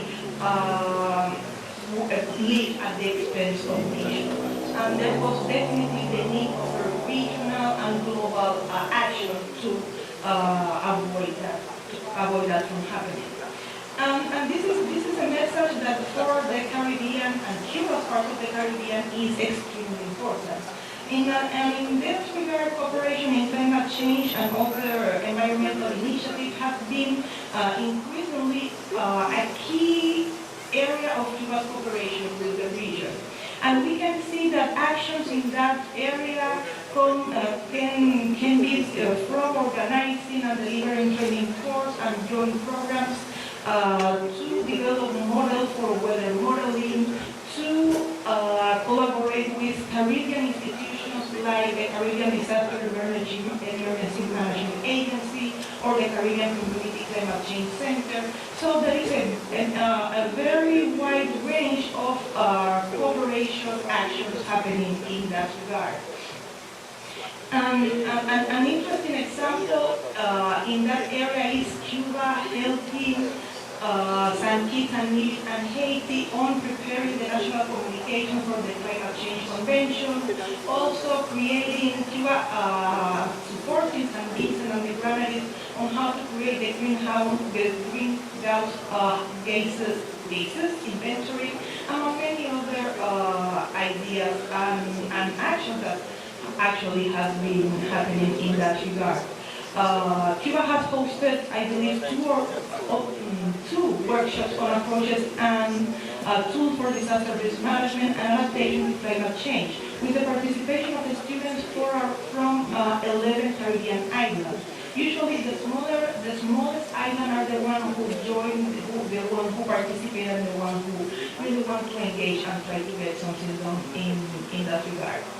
I would like to, when covering these very scattered examples on Cuba's cooperation with the rest of the Caribbean, I believe that we also need to recognize collaboration in culture, in the cultural area, field, and how we can see Cuba participating as guest countries in book fairs in the region, Cuban musicians that offer concerts in pretty much every CARICOM country member. We can see Cuban dance groups and theater troupes also performing all over the region. And in this regard, there are two main events that I believe that has won a recognition and are pretty much welcome in the Caribbean family. I'm talking about the Festival of Fire that we call in Cuba Festival de Fuego, that happens every year in Santiago de Cuba, and it's a real party of Caribbean traditions and Caribbean culture, as well as the Traveling Caribbean Film Showcase. That is an idea of getting movies and put them into different Caribbean countries, and there is usually a representation from pretty much every Caribbean country.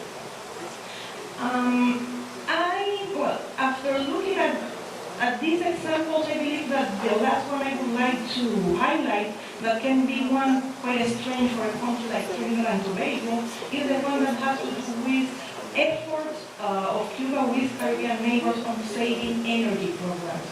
for most of the Caribbean islands, energy is a main challenge. How to get safe, reliable energy can be a problem. And Cuba has been working in terms of putting in the country a saving energy program. It has to do with changing technical equipment. It has to do with changing energy saving bulbs, and to help also to build an environmental conscious and a lifestyle that walks away from wasting energy. I would like now, after having this very broad approach into Cuba's cooperation with the rest of the Caribbean, I would like now to highlight, and this is the last part of my presentation, I would like to highlight the challenge, because we have done a lot, and we can continue to do more, but it is also important to recognize the challenge that we as a Caribbean family have in order to keep that cooperation program actually happening. And the first has to do with a very difficult economic situation that the region is facing, that our countries are facing, and this economic instability that is something that is hitting on the region and is hitting on the world. Even though we have been suffering from economic difficulties, Cuba has been committed to continue the cooperation programs with the Caribbean. And what we can see is that there are some changes that have been introduced. For instance, there are programs that were mostly developed entirely in Cuba, and now the practice is to move part of these initiatives to the countries where people are getting training, so the cost is reduced.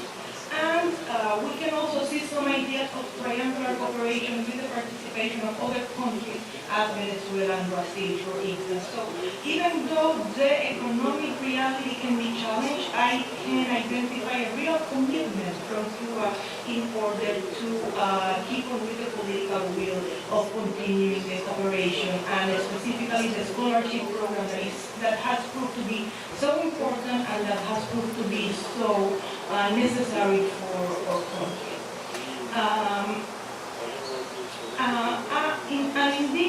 In this effort, I believe that there's a lot of Fidel's vision.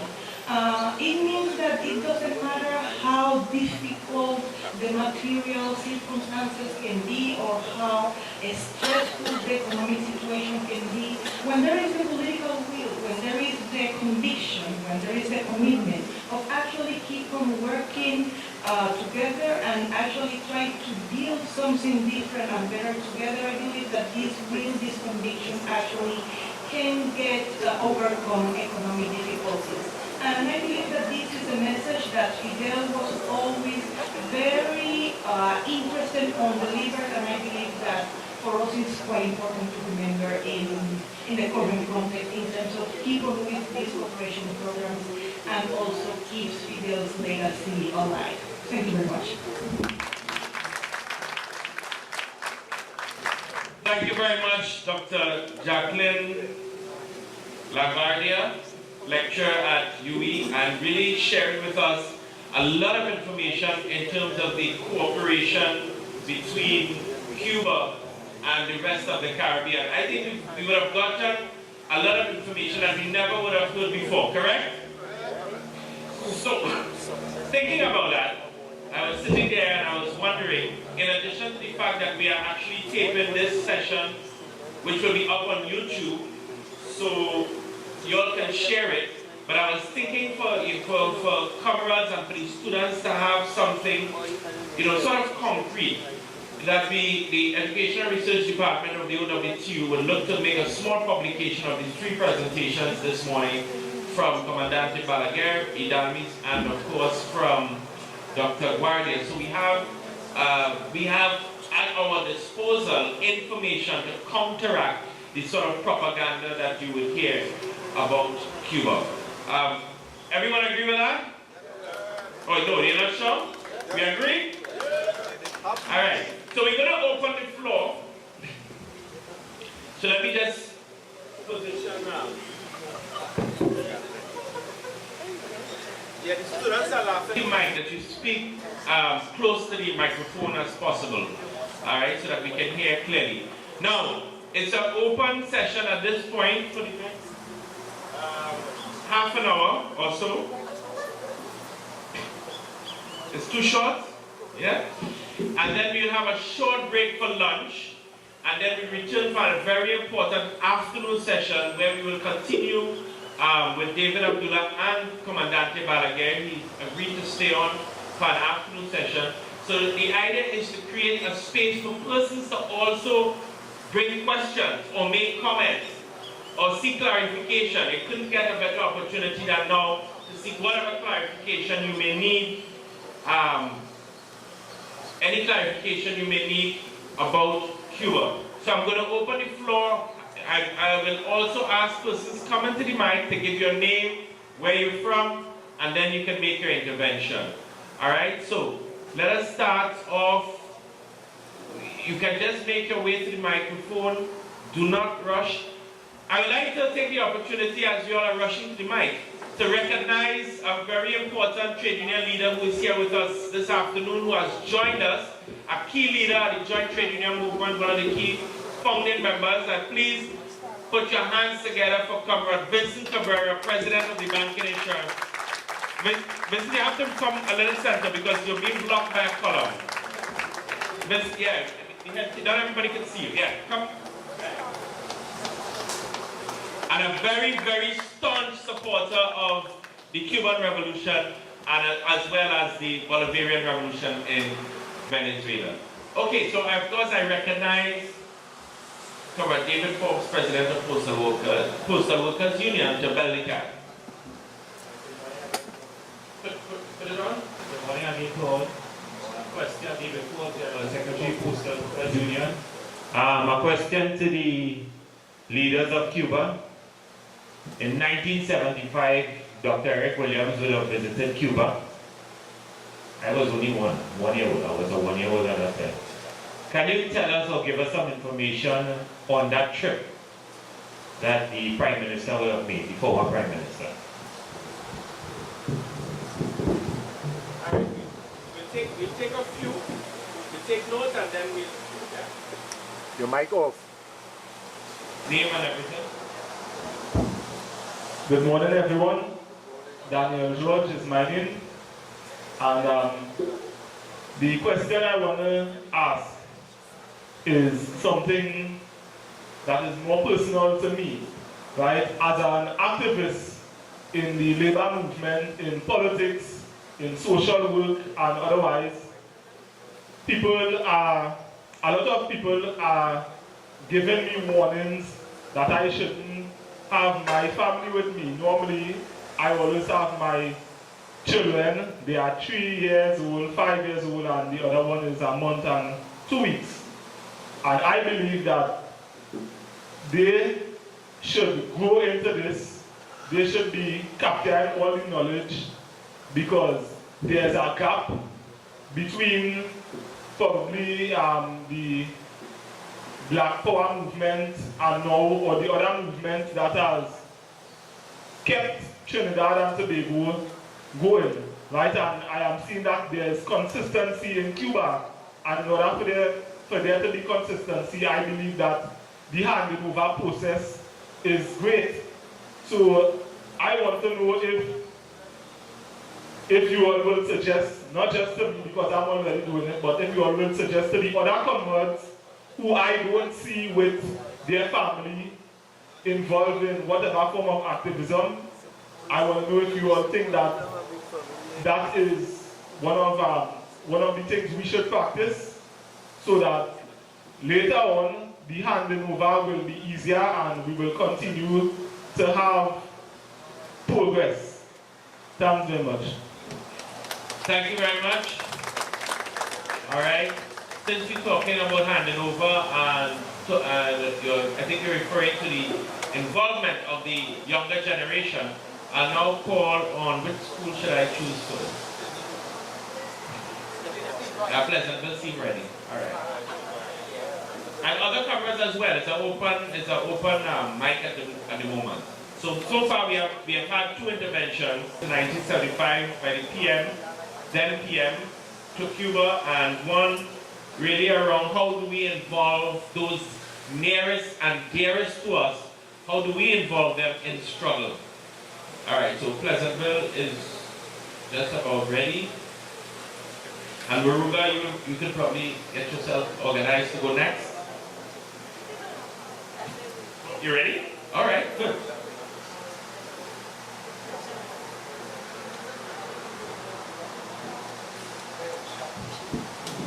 So good morning, everybody. I'm Ms. Official Reason, History and Social Studies teacher of Berger Secondary. So we got, well, information from a friend from another school about this seminar. So we called yesterday and tried to piggyback our way here. So for me and for other teachers here, I would like to know how do we get more information about the Cuban Revolution in our school syllabus. Because right now, unless the students do Caribbean history in Form 4, Form 5, and Lower 6 history, the information they have on the revolution is what the mass media produces. So I want to know how you all can help push this agenda forward to the Ministry of Education, that the students need to know more about the Cuban Revolution and about Mr. Castro himself and about his legacy. Thank you. Thank you, and we're happy that you were able to wiggle your way in. We welcome you. All right, we'll take another one.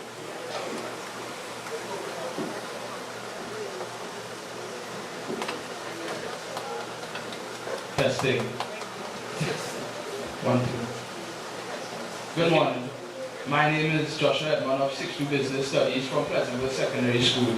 Firstly, let me thank the OWTU for hosting us at this very eye-opening forum. Secondly, I would like to thank the members of the head table for their contributions.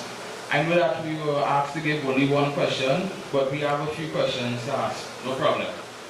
As students studying economics, the economic textbooks only mention the centrally planned economy or communist economy. How has your economy managed to function and in many sectors thrive in spite of the blockade of Cuba?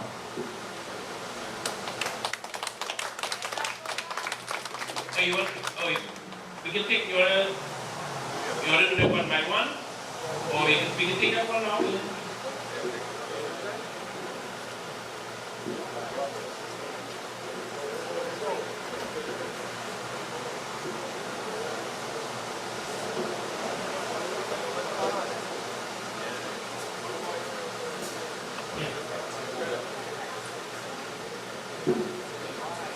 I get it. So you have the option to pursue the career of your choice, or is it determined by the state? I'll read it again. Do you have the option to pursue the career of your choice, or is that determined by the state? Thank you. Okay. And what we'll do, because the questions coming in fast and furious now, so we'll take these three, and then we'll ask the head table to respond. And then we'll go another round. Is that okay? You okay? Very well prepared? Of course. Nah, that's good. This is good. No, not yet. They're just right. We'll just wait here when they're ready to hear the next. Ready? All right, let's go. Hi, my name is Michael. What are the most significant similarities do you see between Cuba and Trinidad and Tobago? Okay. All right.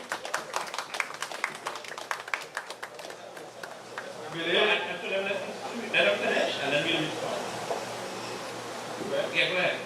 Good day. My name is Atoka Maria. My question today is, how can Caribbean people develop an independent platform from Americans or Europeans in terms of media, economic activity, education, and history? Independent platform, very good. Hold on. And we take this last one. Okay, I'll be there.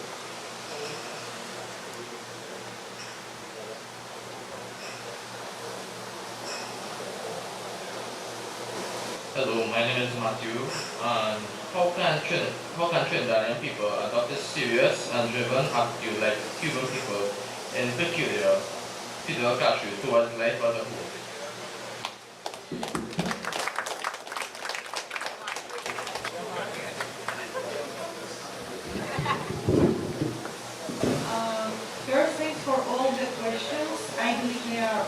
quite interesting, and I believe they deserve by themselves a seminar just for them. I will just jump into a few of them, and I will share with the rest of the table my thoughts on the questions. Maybe not all of them, but I will try to cover some of them. The first one, actually, I appreciate very much the question on trying to go to history and trying to think on Dr. Eric Williams' visit to Cuba. And it is interesting because during these decades, during the 70s, I believe in a very short period of time, we had a lot of Caribbean leaders actually visiting Cuba. And Dr. Williams was one of these Caribbean leaders visiting Cuba. We see from Jamaica, from Guyana, and also from Barbados, and I recall you that those are the 4 countries that actually decided to establish relations with Cuba, diplomatic relations with Cuba in 1972. So it's not strange to see actually these leaders, these prime ministers traveling to Cuba, visiting Cuba, paying official visits to Cuba. The case of Dr. Williams was a unique one. And why do I say that? Because, as you know, Dr. Williams was not only a political leader, but was also an outstanding intellectual. So it means that in his visit to Cuba, he did not only follow an official program, but he also followed an academic, and he gathered and he met many of the intellectual Caribbean and Latin American figures present in Cuba at the time.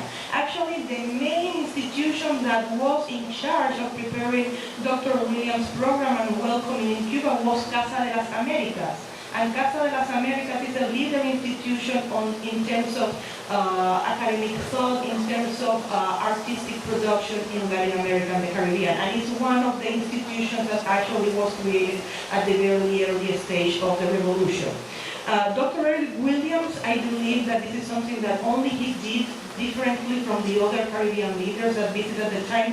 He went to the University of Havana, and he delivered a key, how do I say that in English, a keynote conference at the University of Havana. He was invited not only in his condition of political leader, but also as one of the Caribbean most outstanding intellectuals. So it is a visit. It wasn't for many days. It was a short visit, but it was intense. And it was intense because he was there looking to go deeper in terms of the political alliance, but also in terms of trying to to have a stronger ties when we look at culture, when we look at thought, when we look about other kind of relation that goes beyond politics. There was another question that had to do, there is one that had to do with how do you get information about Cuba, and this is something that it also happens to me because when I'm trying to teach, I teach a seminar on contemporary Cuba at the Institute of International Relations here, and to me it's a real challenge to see what kind of literature I can give to my students for them to read. And my main suggestion, I have, by experience, I have 2. The first, there's a lot of resource in internet, but usually the most immediate results you get on Google are the ones that are more biased. So you need to learn how to seek, you need to learn how to look, you need to learn how to use internet, you need to avoid to go with the first 10 results that Google is going to give you, because they are going to respond to a majority and very specific design, intellectual and rationality that most of the time has nothing to do and has little to do with Cuban reality. The second recommendation, you need to learn Spanish, because the only way for you to actually know Cuba is to read Cuban. And it is important to read production, academic production, to read comments of people out of Cuba writing in English. But Cubans will write, will reflect, will think in Spanish. So if you want to get close to real, immediate Cuban reflection, you need to learn Spanish. Because otherwise everything will come mediated at certain points. And and it has to do also in terms of how to develop an independent media platform from the US and what the European sources are giving you. I come back again to the idea of you need to, well, you and me, we all need to be better in terms of exercising our critical abilities. We are too accustomed to get fed with the first piece of information we get. We are very comfortable with our BBC or CNN. We need to go beyond, because if we get there, we will get very little. The other question, and I believe this is the third I will address by the movement, has to do with Cuba economic model. And that question, we could be a week trying to explain how a very specific economic model has managed to survive in such a hostile scenario that has to do with the blockade for the most powerful economic country that is also Cuba's natural economic partner. Because when we look at the map, we can see that Cuba and the US only are separated by 90 miles.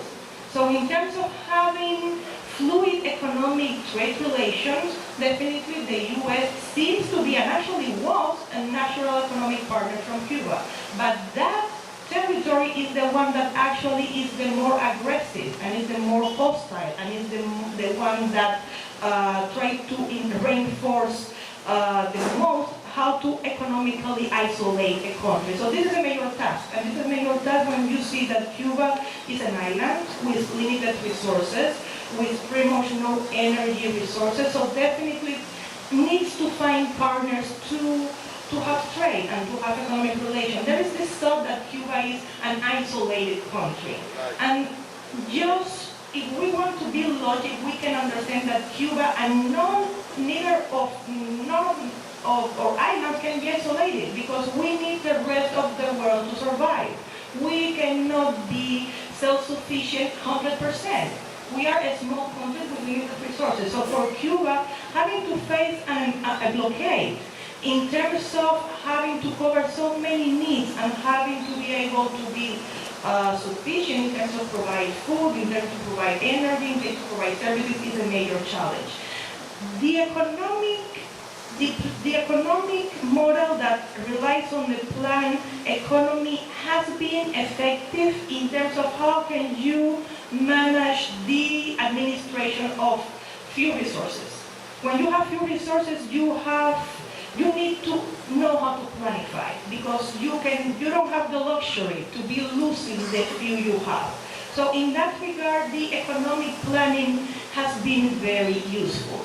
At the same time, the lack or the weakest link of the economic planning is how you can keep the workforce and how can you keep the productive force of the economy to be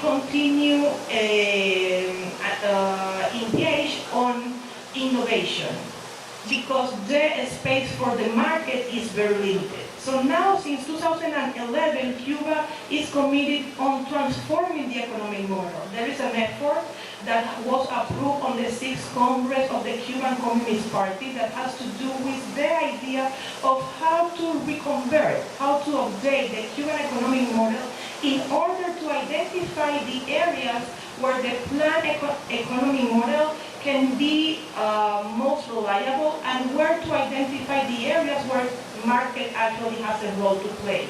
And this is very difficult because, let's face it, this is a Cuban experiment. There is nowhere to look at. There are a lot of stuff that Cuba can learn from China, that Cuba can learn from Vietnam. And this is true, but not entirely true. Because the Asian reality has very little to do with the Cuban reality, and we cannot compare Cuba to China under any scale ever. What can work for China necessarily will not work for Cuba. And I'm sure that this is more than evident for all of you in this room. So right now, Cuba is engaged in this very difficult task of updating the Cuban economic model and how to balance the economic planning with a market, on how to diversify the economic agents in the society, And it's challenging, but I hope that we can succeed, as we have succeeded in the past, confronting so many challenges that we never thought could be there for us. And by the way, the blockade is still there. There is a lot of people that believe that since Cuba and the United States engage in diplomatic relations, the blockade disappeared. And this is not true. The blockade is there. Legislation has not changed. There is no intention on changing that legislation. There was no intention to changing that legislation at the core with Obama. And definitely with Trump, there will be not any attempt of actually moving forward. So we have at least 3 more years of challenge, and this is putting a pressure in Cuba in terms of how to face the reality that we have today.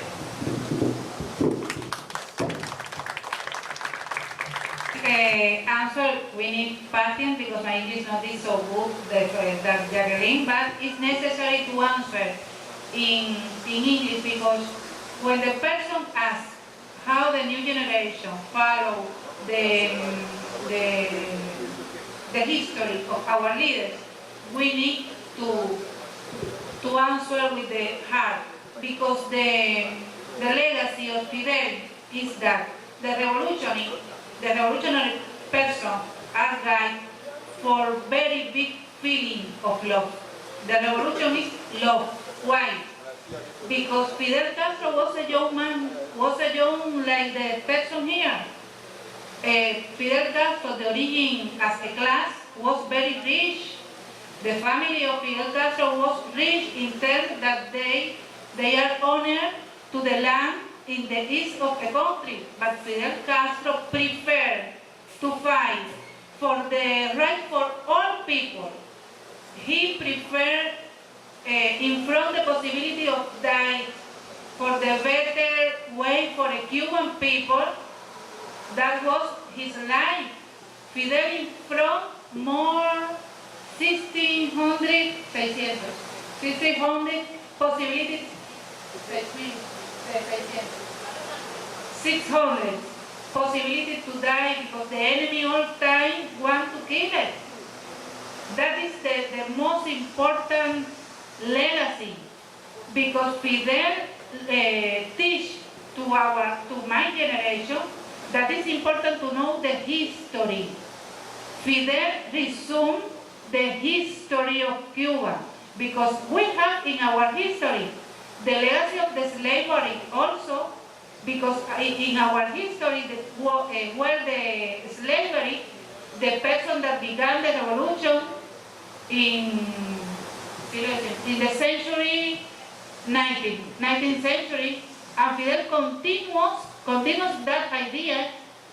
Fidel in front the imperialism in the mountain, not in the representative election. No, in the mountain, with the guns. But Fidel was a doctor, was a lawyer.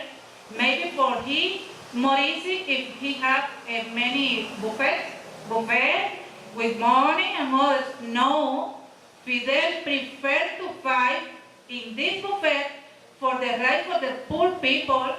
For this reason, when the person asked me, well, how the new generation preserve the legacy of Fidel Castro?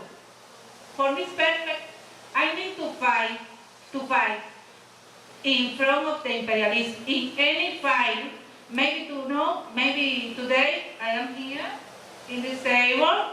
It's easy to talk, but if tomorrow we need to go Africa, like our ambassador Guillermo was internationalist in Africa, in Angola, because Fidel Castro teach to my generation that the homeland not is only the frontier of my country. No, the homeland is the humanity, all humanity.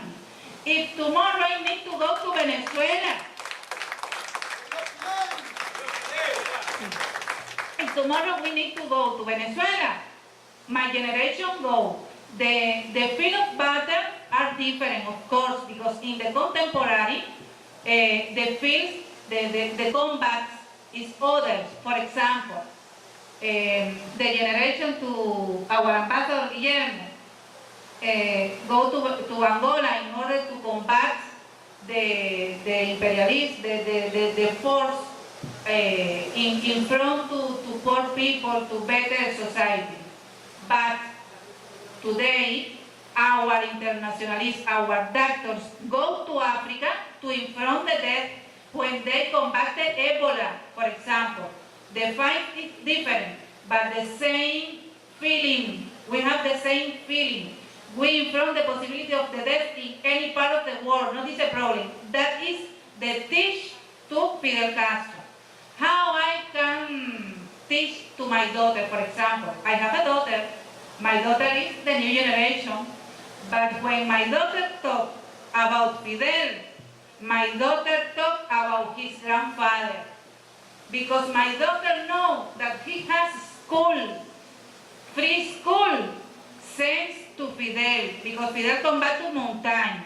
My daughter knows that he have medicine, he have recreation, he have the possibility to study the career that he want. Maybe he want to cinematography, maybe she want to study in the future, I don't know, for dance, and she has the possibility because she studied in the free Cuba, in Cuba Libre, and this is to thanks to Fidel. For this reason, this is the principal. Sorry if I talk a lot, but it's important because the person don't understand. When the May 1st, you go to our Revolution Square, and more 1 million persons rally in Revolution Square in order to celebrate the Day of the Workers. This is important because our revolution was for the workers, and for this reason, our May Day is a party. It's our day because our revolution was for the humildes, homeless. Our revolution was for homeless. Fidel said that, remember the speech of our commander Balaguer, when he said that our revolution was for the homeless and all time for the homeless. And for this reason, our generation, since I need to preserve the legacy of Fidel Castro, because when one Cuban go to a war, not is a personal Cuban, is Fidel. And for this reason, when our commander-in-chief died, we are very sad, but we understand that we know now a very big responsibility, because the ideas don't die. Die the man, but don't die the ideas. The ideas are present. Our children need to know now. And you know how you can preserve that? With the history. Preserve the history, because to preserve the history is to preserve the pride. And the Caribbean people preserve our pride, because our origin are from the slavery, and now we are the free man. And for this reason, it's necessary to preserve to our pride, our history. And we need to teach that idea, the Fidel idea, to the new generation, to my daughter. For this reason, sorry I extend in this question about the legacy, but I know that it's necessary. Because when one student asks here, if we study the career that government said, no. We study the career that we want, the career, and our notes are good. Grades are great. Our notes are great. Because if you study a lot, you are a very, very good worker in the future, and not it's necessary only to be intellectual. No, our society needs the worker also, because one person build the society. Only intellectuals, No. The workers. And it's necessary that all time the person know that we are equality in rights. Not important if you are worker, intellectual, doctor. No. We have the same right in medicine, in education, in sport. Maybe my daughter in the future is a very, very good mulatto of the Caribbean. You remember the thing of volleyball of Cuba? Maybe in the future, who knows? This is important. All people in Cuba have the same rights from the birth and to die. This is important. And finally, sorry again for because I extend, but when you ask how are the similarity between Trinidad and Tobago and Cuba, we are Caribbean people. When you touch the steel band, I feel something, I want to dance. And when you listen my music, you also want to dance. How is the reason? We are Caribbean, we have the same the same roots. Remember, slavery, Spanish, because here in San Fernando, the plantation was Spanish. And all Caribbean is only one family. Not is important if we have the frontier of the language. I need to learn more English, but you need to learn more Spanish. Okay? And we have other similarity. We have pride. The Caribbean people are proud because when the Caribbean government, the Caribbean people go with us against to the blockade, we have volunteers. You are brave because you have the capacity.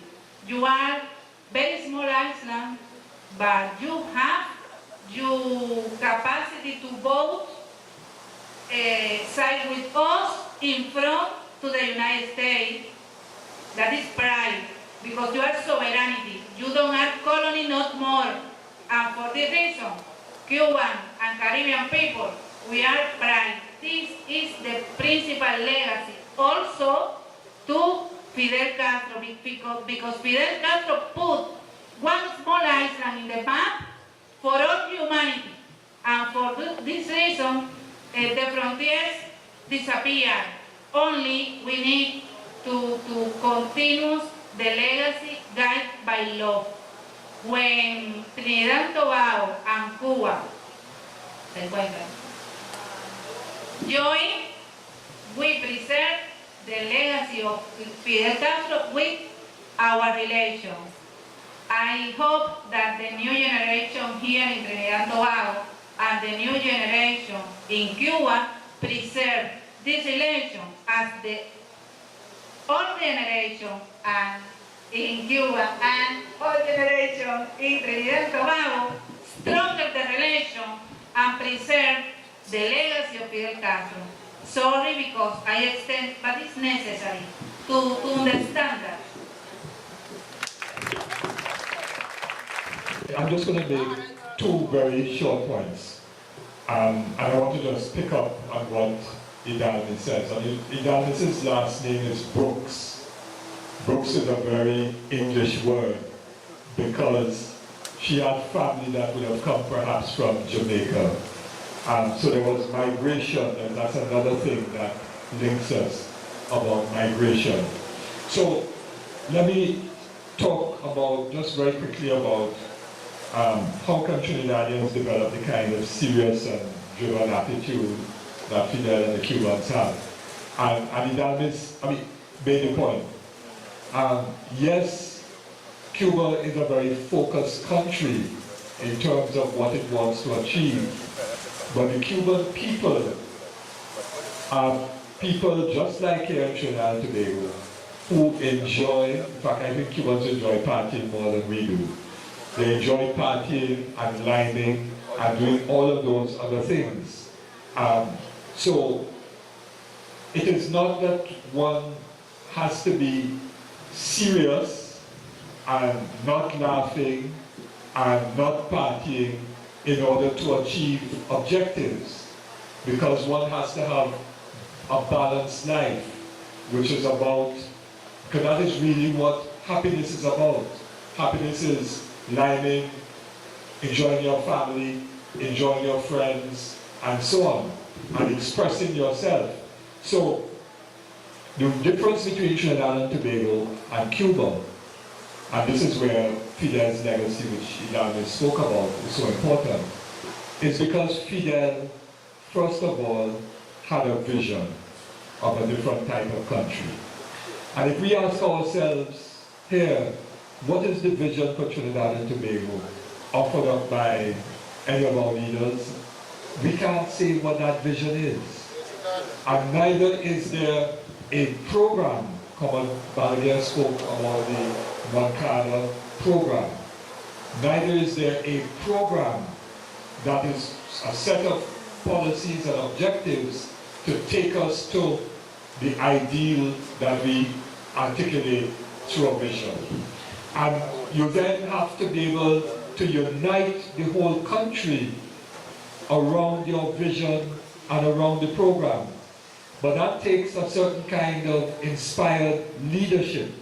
And Fidel certainly was an inspired leader who was able to effectively communicate that vision and have every single citizen understand that even though they may have to make sacrifices, those sacrifices are going to result in the achievement of the objectives and of the vision of a better life, and so on.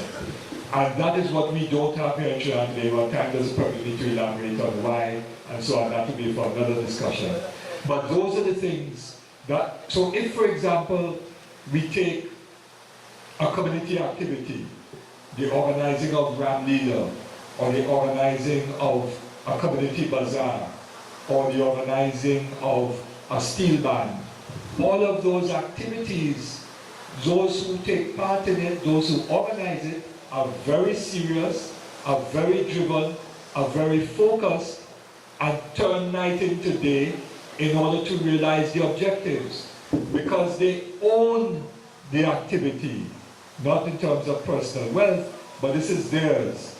And they know that they will benefit from the efforts that they put into it. And so if we can translate those experiences at the community level to the national level, then we too could achieve so much more. But we have to change a lot of things politically and in terms of leadership for that to happen. And it is also rooted in the sense of history, because, and the teacher from Moruga made the point about how do we learn about the Cuban Revolution, but we don't know enough about 1903 water riots, or the Belmano riots in Tobago, or the Jose riots in San Fernando, or the Candole riots in Port of Spain, or the 1919 general strike, or the 1937 June 19th strike, and all of the other efforts by our own people at coming out of slavery, out of indenture, and up to freedom. So part of what we have to transform is our education system. But those who benefit from our education system, keeping our people in ignorance of our own history, benefit from that, because then we accept unquestioning the status quo. We accept the system as it is. And so it is organized in that particular way. So we have a struggle to transform the education system, not only so that we could understand the reality of Cuba, Venezuela, of the rest of the world, but we also have to transform it so that we understand the reality of Trinidad and Tobago and the rest of the Caribbean. Because if we have that, then we will have a sense of our own history. We don't have monuments all over the country. We don't have museums. We don't have anywhere where people could see the history of our people in real time with screens and so on. In Cuba, there's a museum of the revolution. There are monuments. You see the leaders of the Cuban independence, of Martí, and so on. And so people internalize that history. We don't do that.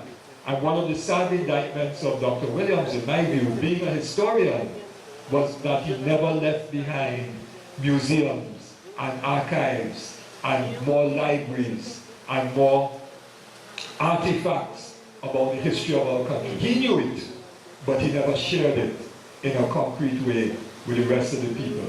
And I'll stop there. No voy a hablar mucho, se ha explicado bastante de las preguntas que se hicieron, sino para que ustedes piensen en una cosa. Si nosotros vamos a resumir la esencia del proceso de la Revolución Cubana, las concepciones de Fidel, hay un elemento rector que es el corazón y el alma de la Revolución Cubana. Un concepto que no ha variado nunca ni variará. El centro de la concepción ideológica, independientemente de los conceptos políticos de la Revolución Cubana, tiene un faro, la solidaridad humana. Piensen en esto. Un momento tranquilo. ¿Qué cosa es la solidaridad humana? Y cuando alguien está impregnado de ese espíritu, solidaridad con el ser humano, uno es capaz de entender todos los sacrificios, todas las acciones y comprender inclusive dónde está también la esencia del imperialismo y de, como el norteamericano, en esencia, ausencia absoluta de solidaridad humana y que le importa única y exclusivamente concentración de capital y enriquecimiento y que el mundo se destruya si tiene que destruirse. Es lo único que quería hacer comentario. Piensen mucho en eso.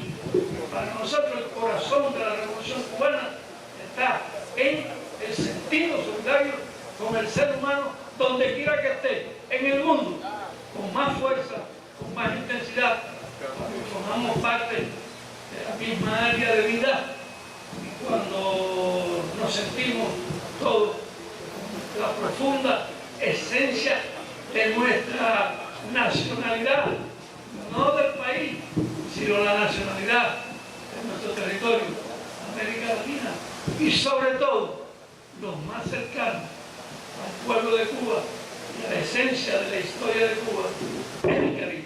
Es lo que quería comentar con ustedes. What he wanted to say is that, just quickly, because everyone else also basically touched base on everything, but what the essence of the Cuban Revolution, and it's in the concept of the heart and soul, and the heart and soul of the Cuban Revolution is for humanity. It's for the solidarity of humanity. If you don't understand what human solidarity is, then you won't actually get the essence of what the revolution is about. So once you know what it is and once you understand the essence of solidarity and human solidarity, then is when you understand what really the Cuban Revolution was really all about.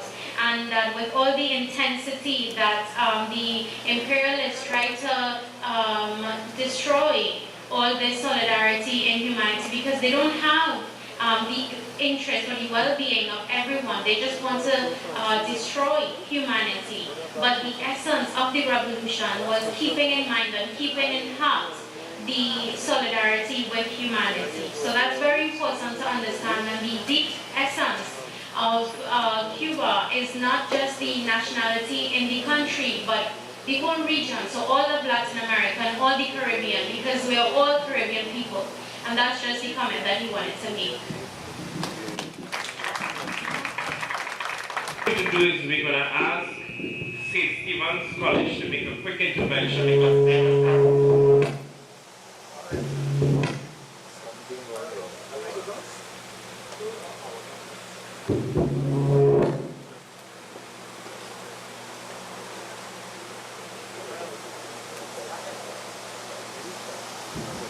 Okay, so we're going to ask them to make a quick intervention because they'll have to leave. Now, the program is not finishing. Let me just be clear. We are going to take a very short lunch break because there is an afternoon session. So in order to capitalize on time, because I don't want persons to get the feeling that after they eat, that the program is finished. The lunch was provided to because it's going to go on afterwards. It's not a post-breakfast forum, all right? So when St. Stephen's would have finished, we'll take a short break for lunch, just for us to go get their lunch and come back to the table, and then we will continue this afternoon to finish around 2:30, all right? So it's not even going so late into the afternoon. But we just... The mic. Put the mic on. Hi, good afternoon. I'm Ishara Davidson from St. Stephen's College. Okay, there are two questions. The first one, in regard to Cuba's achievements in terms of health specifically, it's remarkable the way that Cuba was able to transform state-of-the-art health systems from being in virtual shambles prior to the revolution to its present state of being at the forefront at global level. The health sector in Trinidad is currently in need of improvement to meet the needs of its citizens. What can you recommend as a first step to achieve your standards? What would you say is Fidel Castro's greatest achievement in terms of Cuba's social and economic transformation? Wow, that's a very good question. I don't know who's going to take one.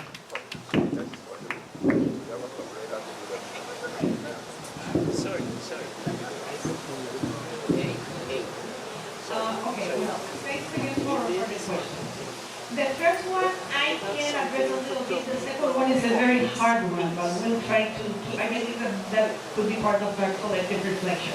In terms of how to improve a health system, I'm not a specialist on doctor science or medical, but my vision, after looking at different actions that Cuba has been doing in terms of the healthcare and the medical field all over the world, is that what most countries, especially the ones that do not have so many resources, we need to change the approach. And this is the key factor of success for the Cuban health system. Cuba decided to treat before people get sick. So the medical approach is to prevent. You have to work towards a preventive medicine. You have to work on educating people. You have to work on vaccination campaign. Because what you need to do is to prevent people from getting sick. And it has to do also with an approach that looks very much into the community. So people doesn't have to wait to get sick to get in touch with the doctors or their nurses. There is the Cuba program, the comprehensive health system program, has to do with doctors and nurses living on the communities. And they keep on following the population, especially the more vulnerable ones that are babies, that are mothers, that are pregnant, that are the elders, in order to prevent them to get sick. Because it is easier to prevent than to heal. And this is something that you can see all over the island. And in the countries where Cuba has been collaborating to actually pursue this approach, you can see the results very easily. In the Caribbean, I know that there has been some experience on trying to adapt this system in countries like Haiti, I believe, Guyana, Suriname, at a certain extent. At the same time, I would like to warn you about something. This kind of approach has to do a lot with local singularity. So you cannot export what works to Cuba and put it to work in Trinidad. Because the main key in the Cuban success is that we knew our communities first, So we designed a system that works for all communities. At the same time, in Cuba, it is not everything about, let's say, Western medicine. There is a lot of study in terms of local tradition. What are the knowledge that the elderly have? How you can treat with green medicine? How you can do this combination of traditions and modern science? And this is also part of the key for the success. But to me, the main approach is to know that you need to prevent before trying to cure. And as you can see, this is an approach that is not beneficial for pharmaceutical companies. Because the main approach on private medicine is that you get sick, and you get sick as much as you can, and you get sick as long as you can, for you to keep on going to the doctor, for you to keep on taking the pill, and for you to keep on engaging in a system that will make you spend money and maybe never get completely cured. So the other main key, at least from my vision, is that the health system has to be majority a public system, and it has to be a public system that works. This is the Cuban experience. I don't say it's a universal recipe, but I believe that for Cuba has worked pretty well.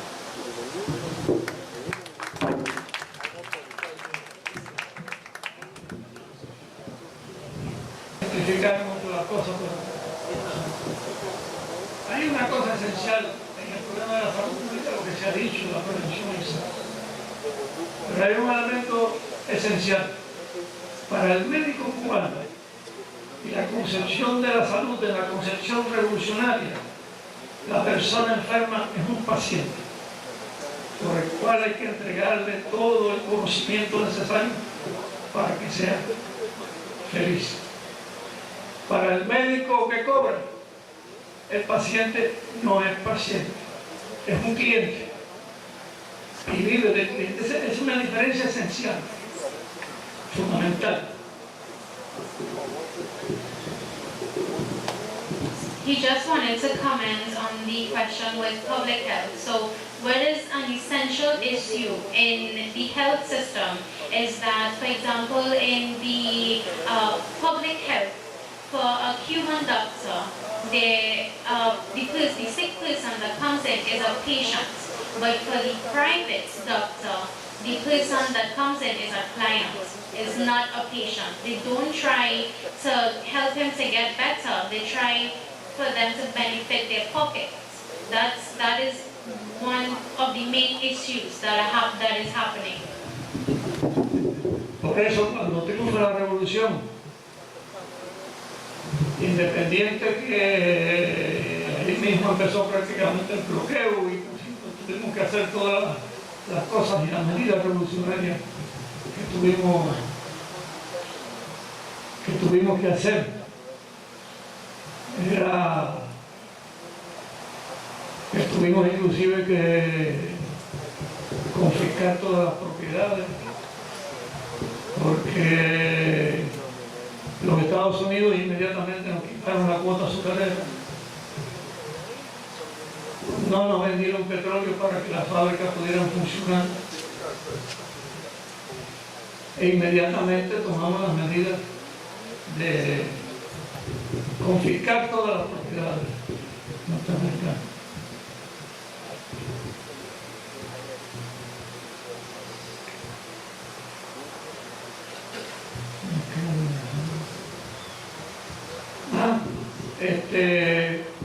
No teníamos dinero. Todo el dinero que había en el tesoro norteamericano se lo robaron los que se fueron y los gobernantes que existían. Teníamos obligatoriamente que tomar medidas y por eso se hizo la salud pública gratuita, incluso por encima de criterios y particularidades sobre que una cosa absurda que nosotros hiciéramos la salud pública gratuita teniendo una situación tal desde el punto de vista de la economía. Eso ha sido el elemento esencial de la concepción de la salud pública. Y vuelvo de nuevo a lo de ahorita. Ese sentido tiene que ver mucho con el sentido solidario con el ser humano. por encima de todas sus necesidades y resolver al máximo posible sus necesidades del ser humano. Quiero decir, esencialmente la salud pública gratuita permite hacer cosas que no se puede hacer en otro sistema.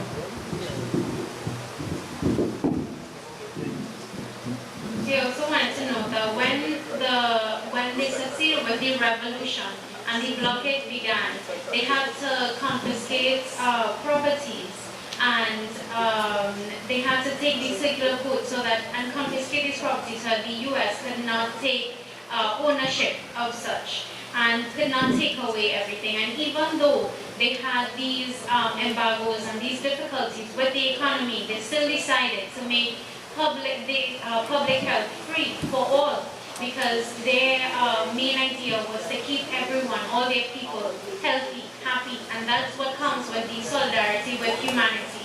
And to resolve these matters, to resolve any issue of that the country had, they had to have healthy people with them, and how they can achieve that is by having free public health to all. Dos elementos que definen la concepción de la revolución: salud pública gratuita y educación gratuita. Para resolver el problema esencial del ser humano, que lo que más aprecia como derecho humano es su vida, la felicidad que puede lograr si tiene salud para disfrutar de la riqueza que cree.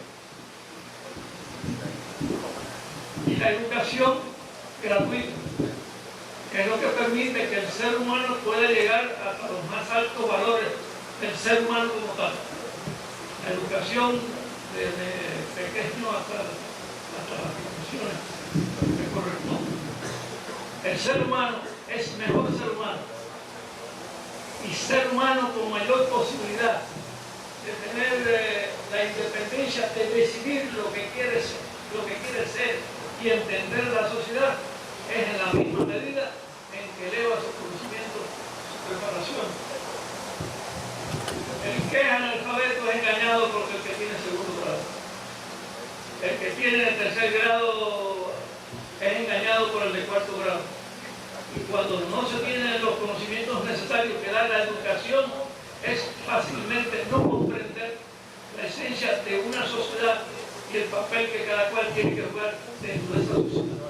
Esos dos elementos para nosotros fueron importantes en el triunfo de la revolución como cosa esencial, y que definen en gran medida la concepción y los principios de la revolución cubana.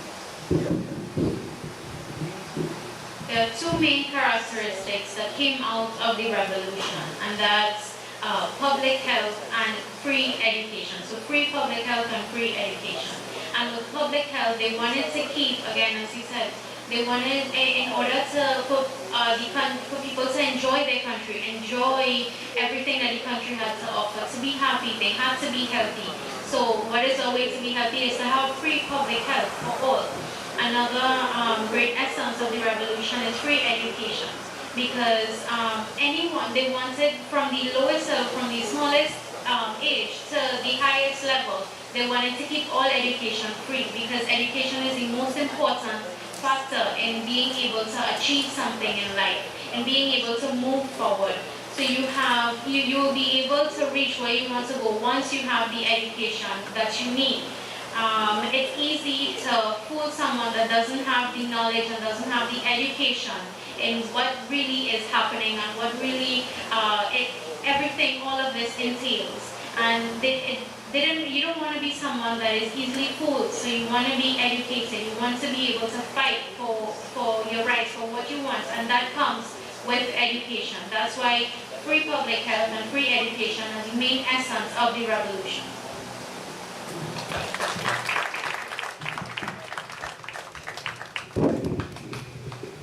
Thanks to all the participants who would have asked some critical.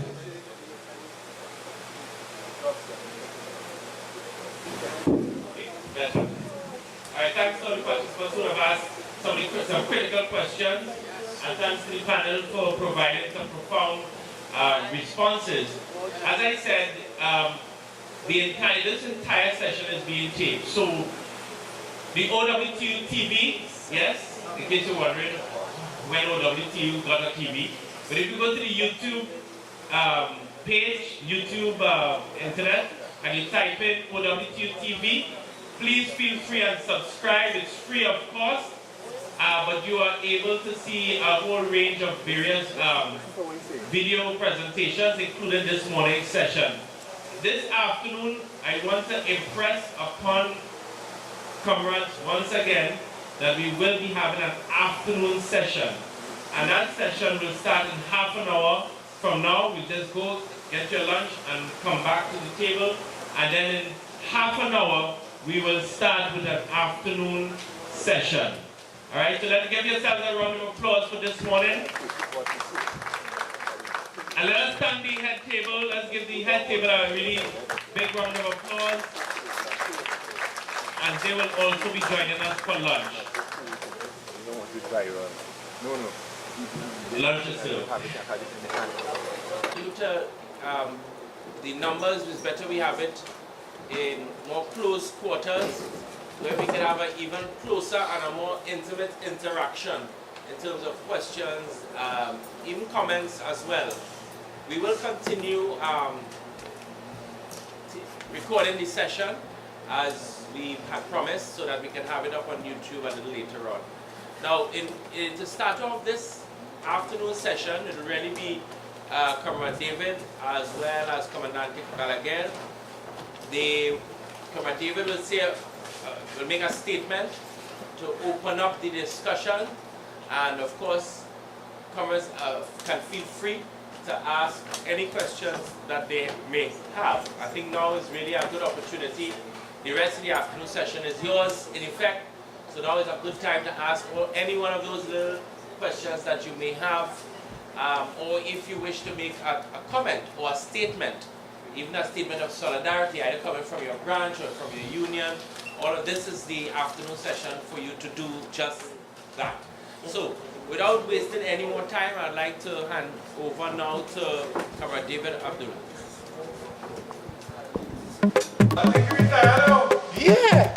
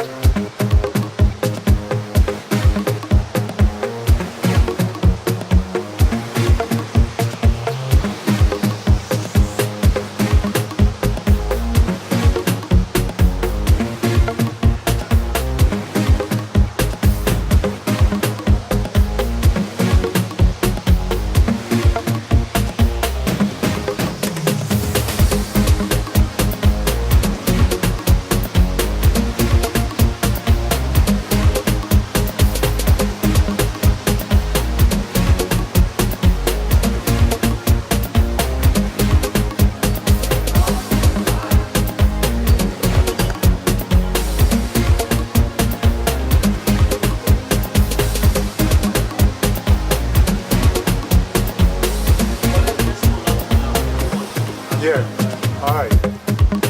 Take your time and do quick.